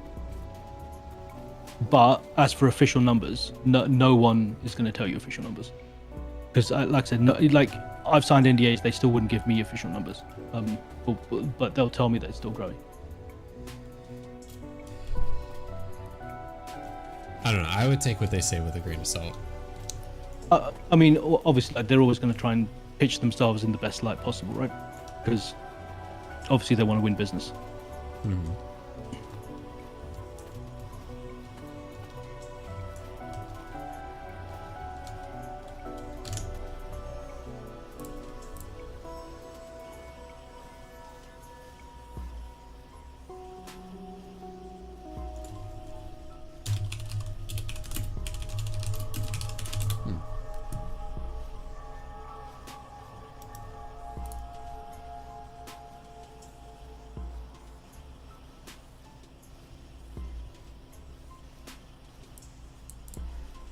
I mean, Skyrim still has what 2,480 people playing right now in a game that was released in 2011. That is pretty high. But then I would argue that I was looking up another game that was a very small release, and it was a early access game, and it's called Space Engineers. It's kind of like you mine asteroids and you build spaceships in space. Yeah.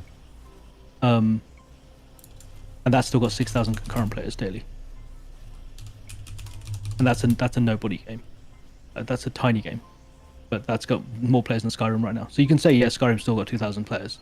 Cool. Yeah, but like the sheer length of time that it was released, like it was released 2011. Like that's such a long time ago to still have 2K people playing it. Like I would challenge you to find a game other than maybe like Age of Empires 2 or like StarCraft 1 that still has. I can give you one right now.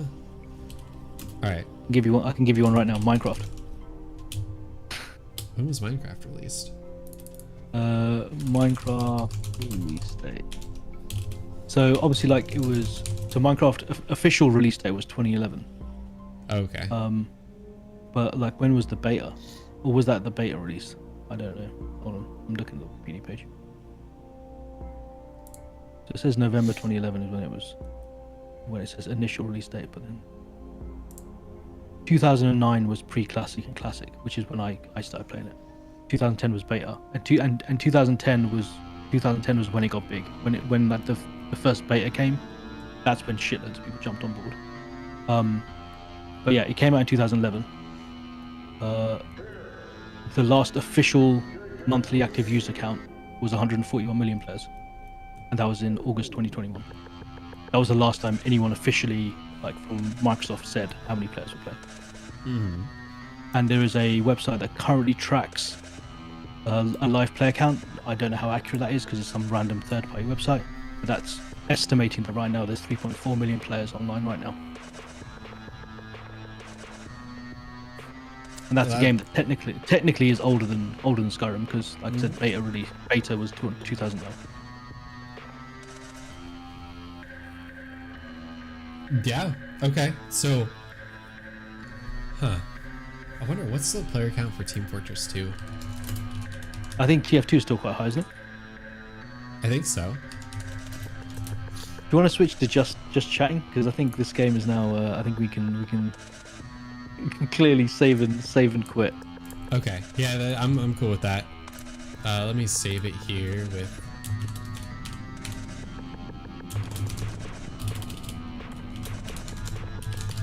I mean, TF2 right now is 65,000. Yeah, that's absolutely insane. It was released earlier than Skyrim. I think that was earlier. I think it was earlier than Skyrim. Yeah. Yeah. That was 2007. I remember getting it in Orange Box. I was talking. A friend of mine and I have just started replaying. I say replaying. I never played Portal 2 on co-op. But we were talking about Portal 1 and the Orange Box. Our first experience with it. It was amazing. But then yeah, Portal 2 was like I played the single player, but I never played co-op, and me and him have been playing through that. And that's been really good fun. Really enjoying it. Yeah, Portal 2 co-op. I forget who I played it with, but it was a lot of fun. Yeah, I'm surprised at how much fun it is actually. Let's see. Rainbow Six Siege is super old. It's 7 years old. I'm just going through the current top games. When did that come? That was quite old, isn't it? Okay, it's not as old as I thought.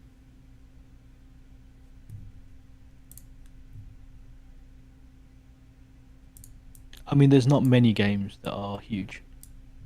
No. That are like that old. But there are some. Counter Strike Global Offensive, Counter CS:GO, that technically was like initial launch of 2012. But if you really think about it, like Counter Strike as a game has been around since Half-Life 2 days. What's that, 2004, Yeah, 2005? but the CS:GO So is different from I mean, like it's a different game, but CS yeah. CS has always been it's always been a game that's been at the top, and CS:GO is kind of like just like I guess the latest version of it. Hmm. Um, and you can argue that like CS:GO is pretty much like CS 1.6, isn't it? It's pretty much just the last official version of CS. But even then, still 2012, and that's the number one game on Steam right now. Um, yeah, plenty of games out there that are old. Like I'm not arguing against the guy. I am actually arguing against the guy. I think his logic is he was obviously talking about RTSs. I think his Yeah. logic is flawed in saying that the reason modern RTSs are failing is because of Well, so is because of lack of modability. I disagree with that fundamentally. so I just don't think that. he had a couple of different points. One of them was lack of modability. Another was lack of campaign. He said that a lot of the RTS studios that have recently been releasing RTSs, it seems like they were trying to focus on multiplayer and on like creating sort of like an esport instead of creating a good RTS. And so this was where they were ending up fundamentally flawed. Was like I don't believe Age of Empires 4 launched with a campaign, and I don't know if it even has one yet. No, it didn't. It didn't launch with a campaign. They focused on multiplayer. I Yeah. that I do agree. That I do agree that that's the focus of most modern developers is the multiplayer. But that's because the landscape of RTS has changed and multiplayer is very very important. I disagree with the concept of like trying to make it for esports Well, but it's because not. everyone's It's trying to be. not very important. That's the point that he was getting at. Is that based off of research I think he had done, 80% of people that play RTSs play them for the single player. So the Um, multiplayer is hardly even important, and so that's been one of the failures of um, I modern would love for you RTSs. to I would love for you to link me the video because I would Yeah, love yeah, to yeah. like understand his reasoning behind that because I would disagree with that conclusion. I don't think 80% seems like an awfully high number. I know I would say at least 50% of the friends that Real-time play StarCraft 2 or have played StarCraft 2 in the past never touched a single player ever. Didn't care about it. They bought the game literally for the multiplayer and that's it. So to tout a number as high as 80% only play single player and they don't touch the multiplayer, I would say, I don't know. I mean, I probably would have been one of those players going back 15 years when I was younger. I would have like people to with give it a StarCraft 1 try. days definitely. On a scale of 1 to But it was a 5, different time. 1 was Internet not wasn't important at all, and 5 as was mature, essential. Here's the data for and having a... tools to be able to play online weren't as mature. But ever since StarCraft 2 existed, I've wanted to play RTS as multiplayer. You want to challenge other people in the real world. It's cool to have a good single player campaign, but I don't think that's super important. I also think that arguing about a good single player campaign is easy to say when you're kind of comparing it to StarCraft, which has got this massive legacy and loads of lore. But if you're launching a brand new RTS that has no lore and it's a completely like blank slate, then no one knows the story, so no one's going to really care. So my memory is not most certainly not perfect. The graph that I'm thinking about was he asked a bunch of people when deciding to play an RTS how important is having, and then he had various things ranked from 1 to 5. So 5 being the most important and 1 being the least important. And 68% of people said 5 on the campaign, and 24% of people said 4 on the campaign. But then when you look at things like co-op, and here, let me actually, I've got the video up, so I might as well pull up my screen. And then when you look at like co-op, 35% said 4, 21% said 5, so like much less. 1v1, it was basically mostly 1 for least important. Team 2v2, it's skewed even more to least important. Arcade was viewed as more important, and then esports was viewed as basically least important. I'll watch the video. I mean, it's 25 minutes, not particularly, not a 2 hour line goes up lecture. So Yeah. I'm not gonna deal with his video again. But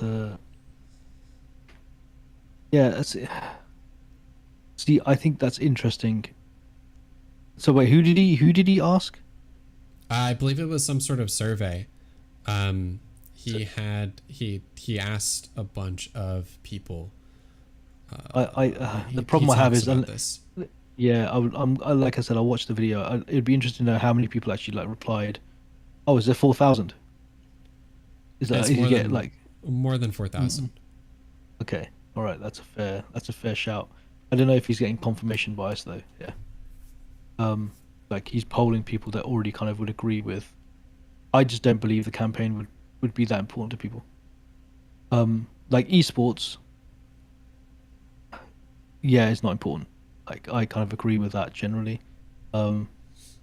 Arcade, I don't understand why so many people would want an arcade. Because you can set up interesting and different games and game types.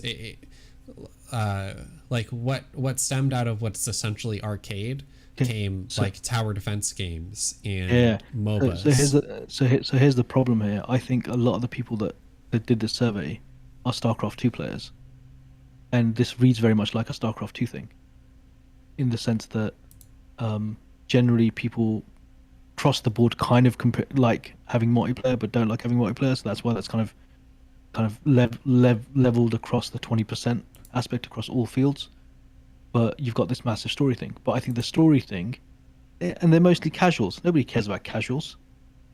Well, but that's the thing is, in order for an RTS to be successful, you have to, in some capacity, appeal to casuals. If you only appeal to hardcore RTS players, then you're only going to get a very small amount of the market. And if you only get like a very small niche amount of the market, you can't put in the resources where they probably should be. So this is the fundamental problem. I think as soon as you're making an RTS game, it's a niche game anyway. There's no point trying to and the problem I think a lot of the RTSs have is they try and appeal to the casuals. They try and appeal to people that aren't RTS players. Stop doing that. Like, you're making an RTS game, embrace it, go full in on the RTS. Fine, you're reducing your demographic to only the people who play RTSs, but the fact is they're the only people that are going to be interested in your game anyway. Well, but I mean, even if you look at like Age of Empires 4.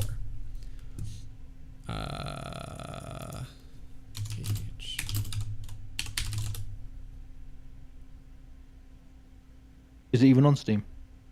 Yeah, Age of Empires 4 is on Steam. Age of Empires 4 has 5,000 people playing right now, with a peak of 11,000. And Age of Empires 2 Definitive Edition has more people playing than the peak of Age of Empires 4. Do you know why? Because Age of Empires 2 that's the hardcore fans, and Age of Empires 4 they watered it down and didn't go for the hardcore fans. So you're confirming what I believe. They didn't have a campaign. They did not appeal to casuals by only putting in online multiplayer. You think that casuals only want to play multiplayer? I would love to see the stats on They're right here. They're right here. No. I'd love to see the stats on whether these are people. Well, like with Age of Empires, I think it might have a campaign now. I'd love to see the stats on Age of Empires 2 if people are playing campaign or if they're playing multiplayer. That's what I'm trying to say. So with Age of Empires 2, how many of those people are actually playing through campaign missions and how many of those people are actually playing online? Right? I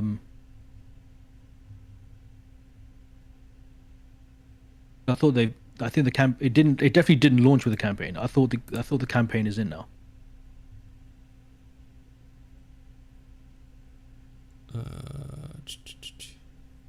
I mean, it says there's a campaign mission walkthrough, right?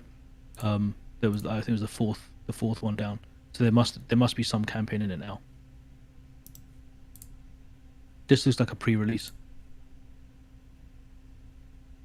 Like the third link there, the campaign mission walkthrough, right? So if there's a guide to walk through a mission, then clearly there's a campaign.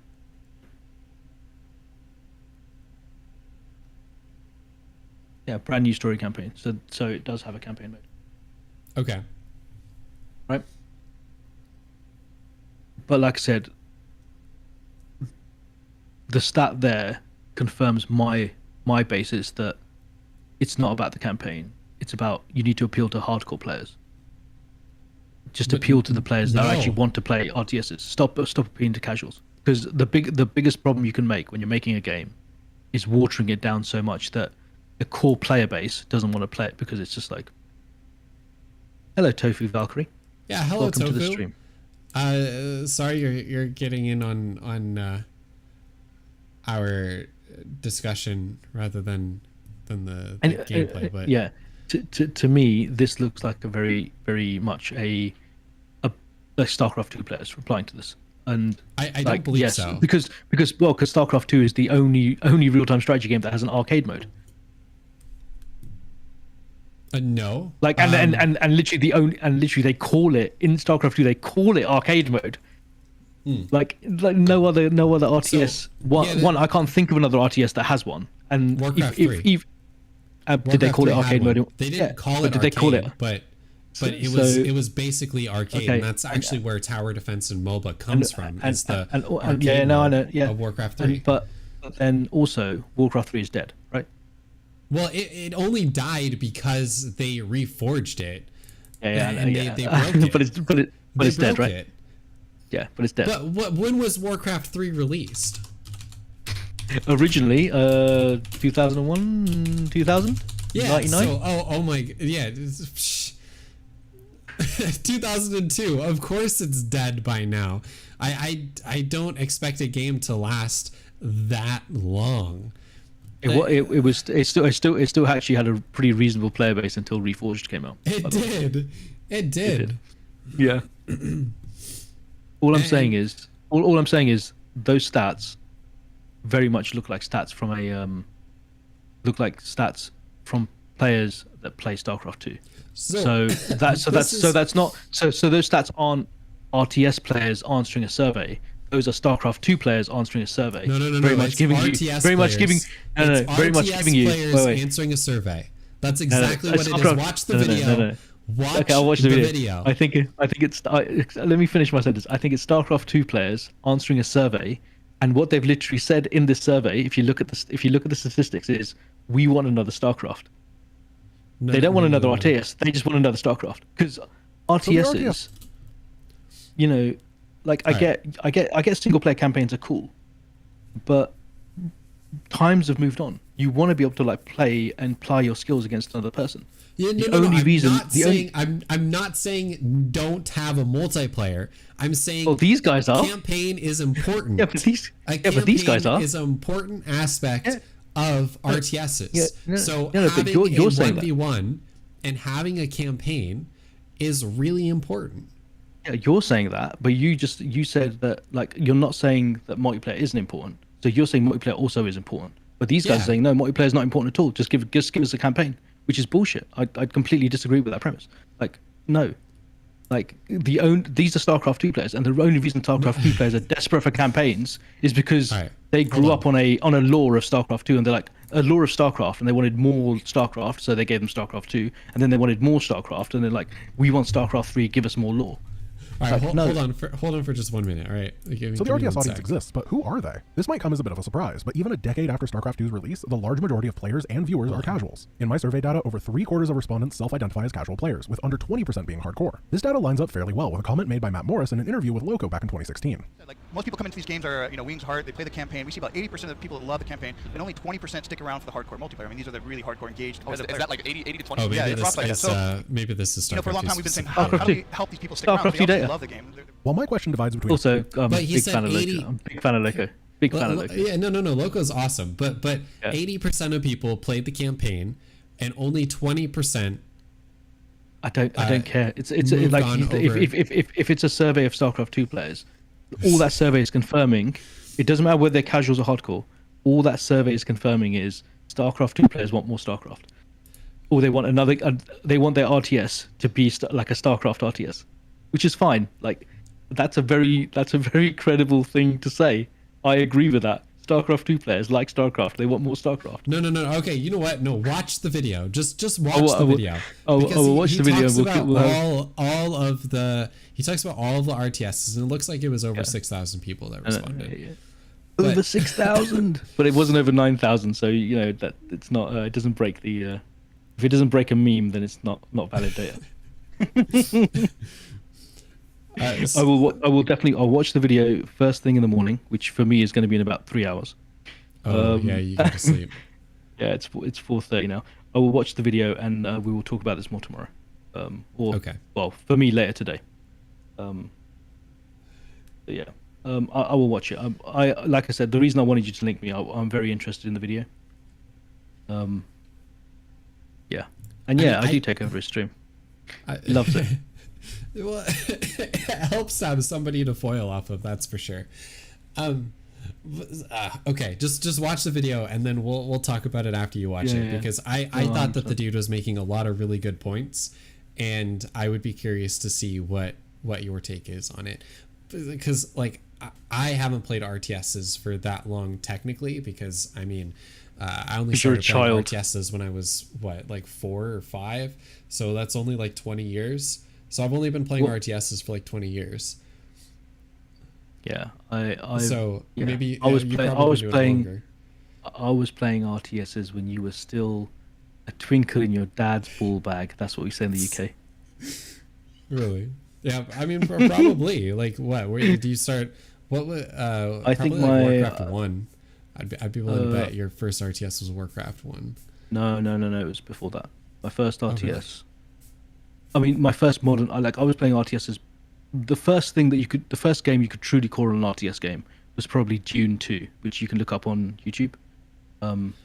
The book series Dune. Dune 2 was probably. One second.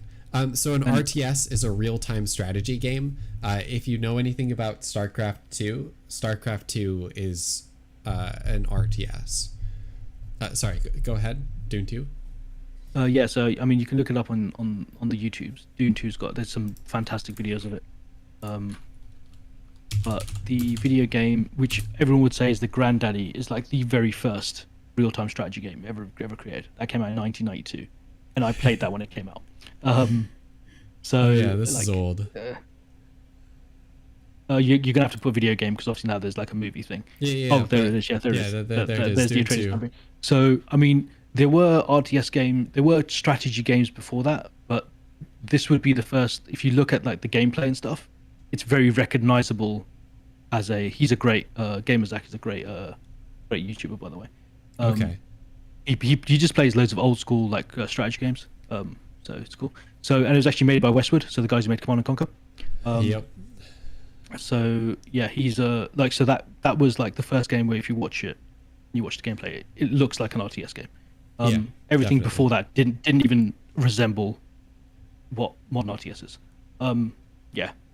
I played that when it came out. So I've been playing RTSs since they created the genre RTS. And Right. I think I played every big one at least, and even a lot of the small ones. So this is why when like people create videos like this, I would love to see if this guy in his research talks about things like Grey Goo and some of the other RTSs that like the modern RTSs, because Grey Goo came out and Grey Goo had a fantastic, absolutely superb single player campaign. Oh, definitely. And it didn't sell. Like no one fucking bought the game. So What were the sales numbers for Grey Goo? Or I can look here. Because I bought it. I loved the campaign for Grey Goo. I thought the campaign was great. I actually thought the multiplayer was actually pretty decent as well. But as far as I know, it tanked. Like just even review wise, I think it got really good reviews as well. So the all-time peak was 3,961. Nothing. Go scroll back. Let's look at all-time player history. So okay. Select all on the There's a delay. Yeah, we're going to be resuming normal broadcasts tomorrow, which is this discussion Yeah. is pretty interesting, I Like think. so literally it came out. It had like a peak 6 months or so after it came out, which must have been maybe they did a big update, and then it was dead. Yeah. You know. And it got 8 out of 10s. It got like really good review scores. 4s out of 5s. Let's see. Made by ex Westwood guys as well. So and ex Blizzard guys. So it had like real pedigree for the people that made it. So its Does he- total reviews are mixed. Yeah, but I take Steam reviews with a pinch of salt. I would take I would go on like Metacritic or Game Rankings and look at the actual like what the critics said at the time, because I think, yeah, I don't know, it's a weird one. It's a weird one.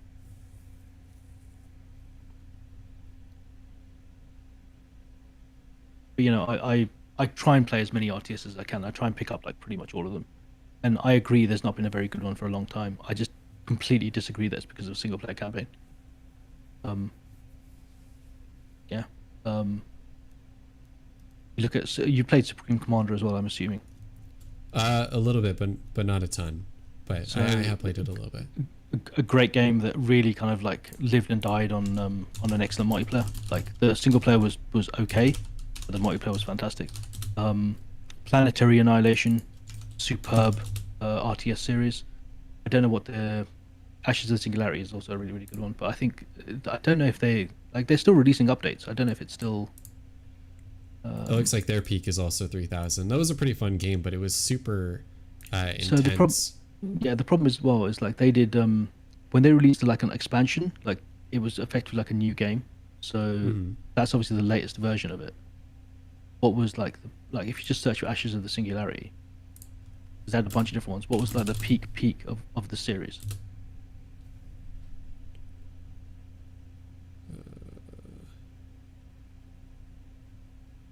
Ashes of the Singularity Classic, I guess. No, No. they don't have it listed. I think But they must have like got obviously rid like of the fact that it's escalation, there was loads of them. Because every time they did an update, they kind of re-released the game with the update. Because escalation is the expansion pack.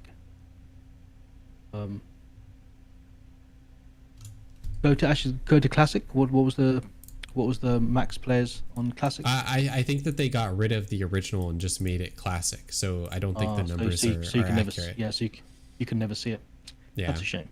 But that was a pretty big game. I think probably a bigger game based on people using it to benchmark PCs than anything else. To be fair. Yeah. So I don't know. I don't know who the person is in the background, but that's my background. Look I at have no clue who that is. Look at Planetary Annihilation. See what the stats are for Planetary Annihilation. I have abs like that. You do? 100%. Under all this fat, I definitely have abs like that. God, I don't know how to spell. Planetary. That sounds alright. So just search for Planetary. There we go. Planetary Annihilation. See, I think they did something similar here because it only has 20. 20 is the peak. So Titans, they kind of they got rid of the original and then they released Titans. What's Titans? If you look at Titans all time high. Yeah, everybody was all-time high? pissed when Titans came out. At least I knew that I Yeah. was, because I mean, basically I they re-released the game with like a fancy new unit, and made you buy the new game full price when a lot of the early access buyers for the game paid like $200 for the game and they didn't get access to this. So it was like a little DLC that they released. So this is probably not representative. That's interesting because I didn't. I kickstarted the game, the original game. They gave me Titans for free. So I never experienced any of that. And I kickstarted it at basic level. I did it at like $30 or something. Yeah, so like there were packages that people could pay for I think it was through Steam, but I'm not sure. Yeah. If it was Steam, yeah, then they were late. They were late to the party. They were already like But dealing with it once it was. but it was I still know it was early shady. access. Yeah. Yeah, No, I know. Like the stuff they did early on was very shady. I completely agree. Yeah, and so I don't think that this is representative of like what the peak actually was, because like I purposely didn't buy it and didn't play it anymore because they did that. And food Great is game. really good, Tofu. I agree with that statement. I eat a lot of food. If you eat, the thing is though, Tofu, if you eat the right food, you can still have abs like that. You know, it's not Well, you how have much to you work eat. out a It's little not how much bit. you eat. It's not how much you eat. It's what you eat. Well, they say, don't they say like Abs are made in the kitchen. Yeah. that's but, the one. Yeah. But yeah, that's it. if you want your abs to be visible, you have to change your diet. It's not a workout routine. But at the same time, your abs do have a certain level of strength and will show more if you work them out. I disagree. I think you can make your abs very visible with a simple $20 scalpel from Amazon. Whoa. Okay. Yeah, that'll make them visible. That's for sure. Little $20 scalpel Hoover to suck up all the fat. Needle and thread to sew yourself back up together. Yeah, scalpel and a vacuum cleaner. That's it. There we go. Reconstructive It's a surgery. home tummy tuck, whatever they call it. I don't know. It's late. I'm going to bed. All right. Good night, Llama. It was Well, fun. good night. It was a good conversation. I'm glad that we got to talk about Ikigai at least. I think that was a good. He is very sticky.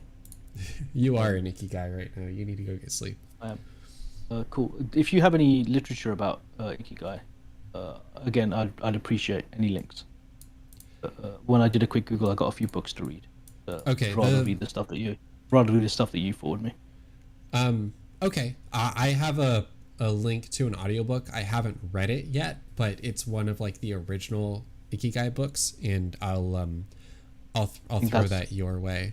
I think that's where you're going wrong, mate. You don't read audiobooks.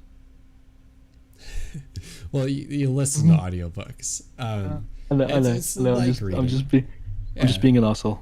It's my default status. It's all good. That's what we expect. You're British. Of course. Bye, everybody. All right. See you, Jank. All right. And on that note, I think that I'm going to close out the stream. Thank you guys for stopping by and hanging out there towards the end, and listening to our conversation on RTSs. RTSs are not a very popular genre, and also not. Well, I mean, that gets down to what we were talking about. Like they're not popular, and they're not really super entertaining to watch. So thank you guys for hanging out for that. I will be back tomorrow, and I'm gonna be doing my normal Beat Saber stream.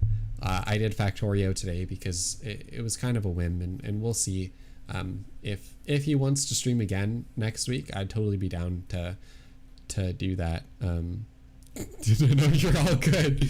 You're all good. I wish that you would have been here for the Ikigai conversation, because I think that was a much more a much more entertaining and productive conversation. Oh, awesome. Right on. It's all good, Stacy. Oh, you don't want to see Factorio? You want to see all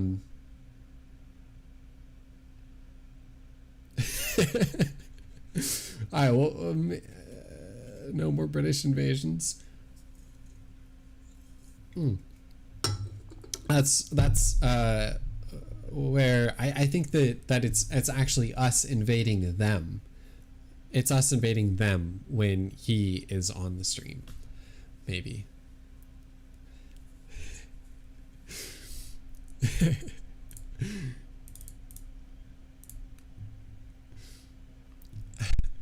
All right. So I'm gonna be back to normal tomorrow. We're gonna be doing co-op on Wednesday, and oh no, Jank, you're falling out of favor. Don't be sorry, be better. Oh man, jeez, laying down the fire. I totally lost my train of thought. Oh, we're gonna be back on Wednesday, me and Don Jovi, and then also Don Jovi is gonna be streaming on Saturday and Sunday at 6:30 Central Time, 7:30 Eastern Time. So be sure to check him out. And I think that that's going to be it for me because I'm pretty tired and I'm starting to ramble. So, oh, excuse me. So I will see y'all on the next one, and I appreciate you, and peace. Goodbye.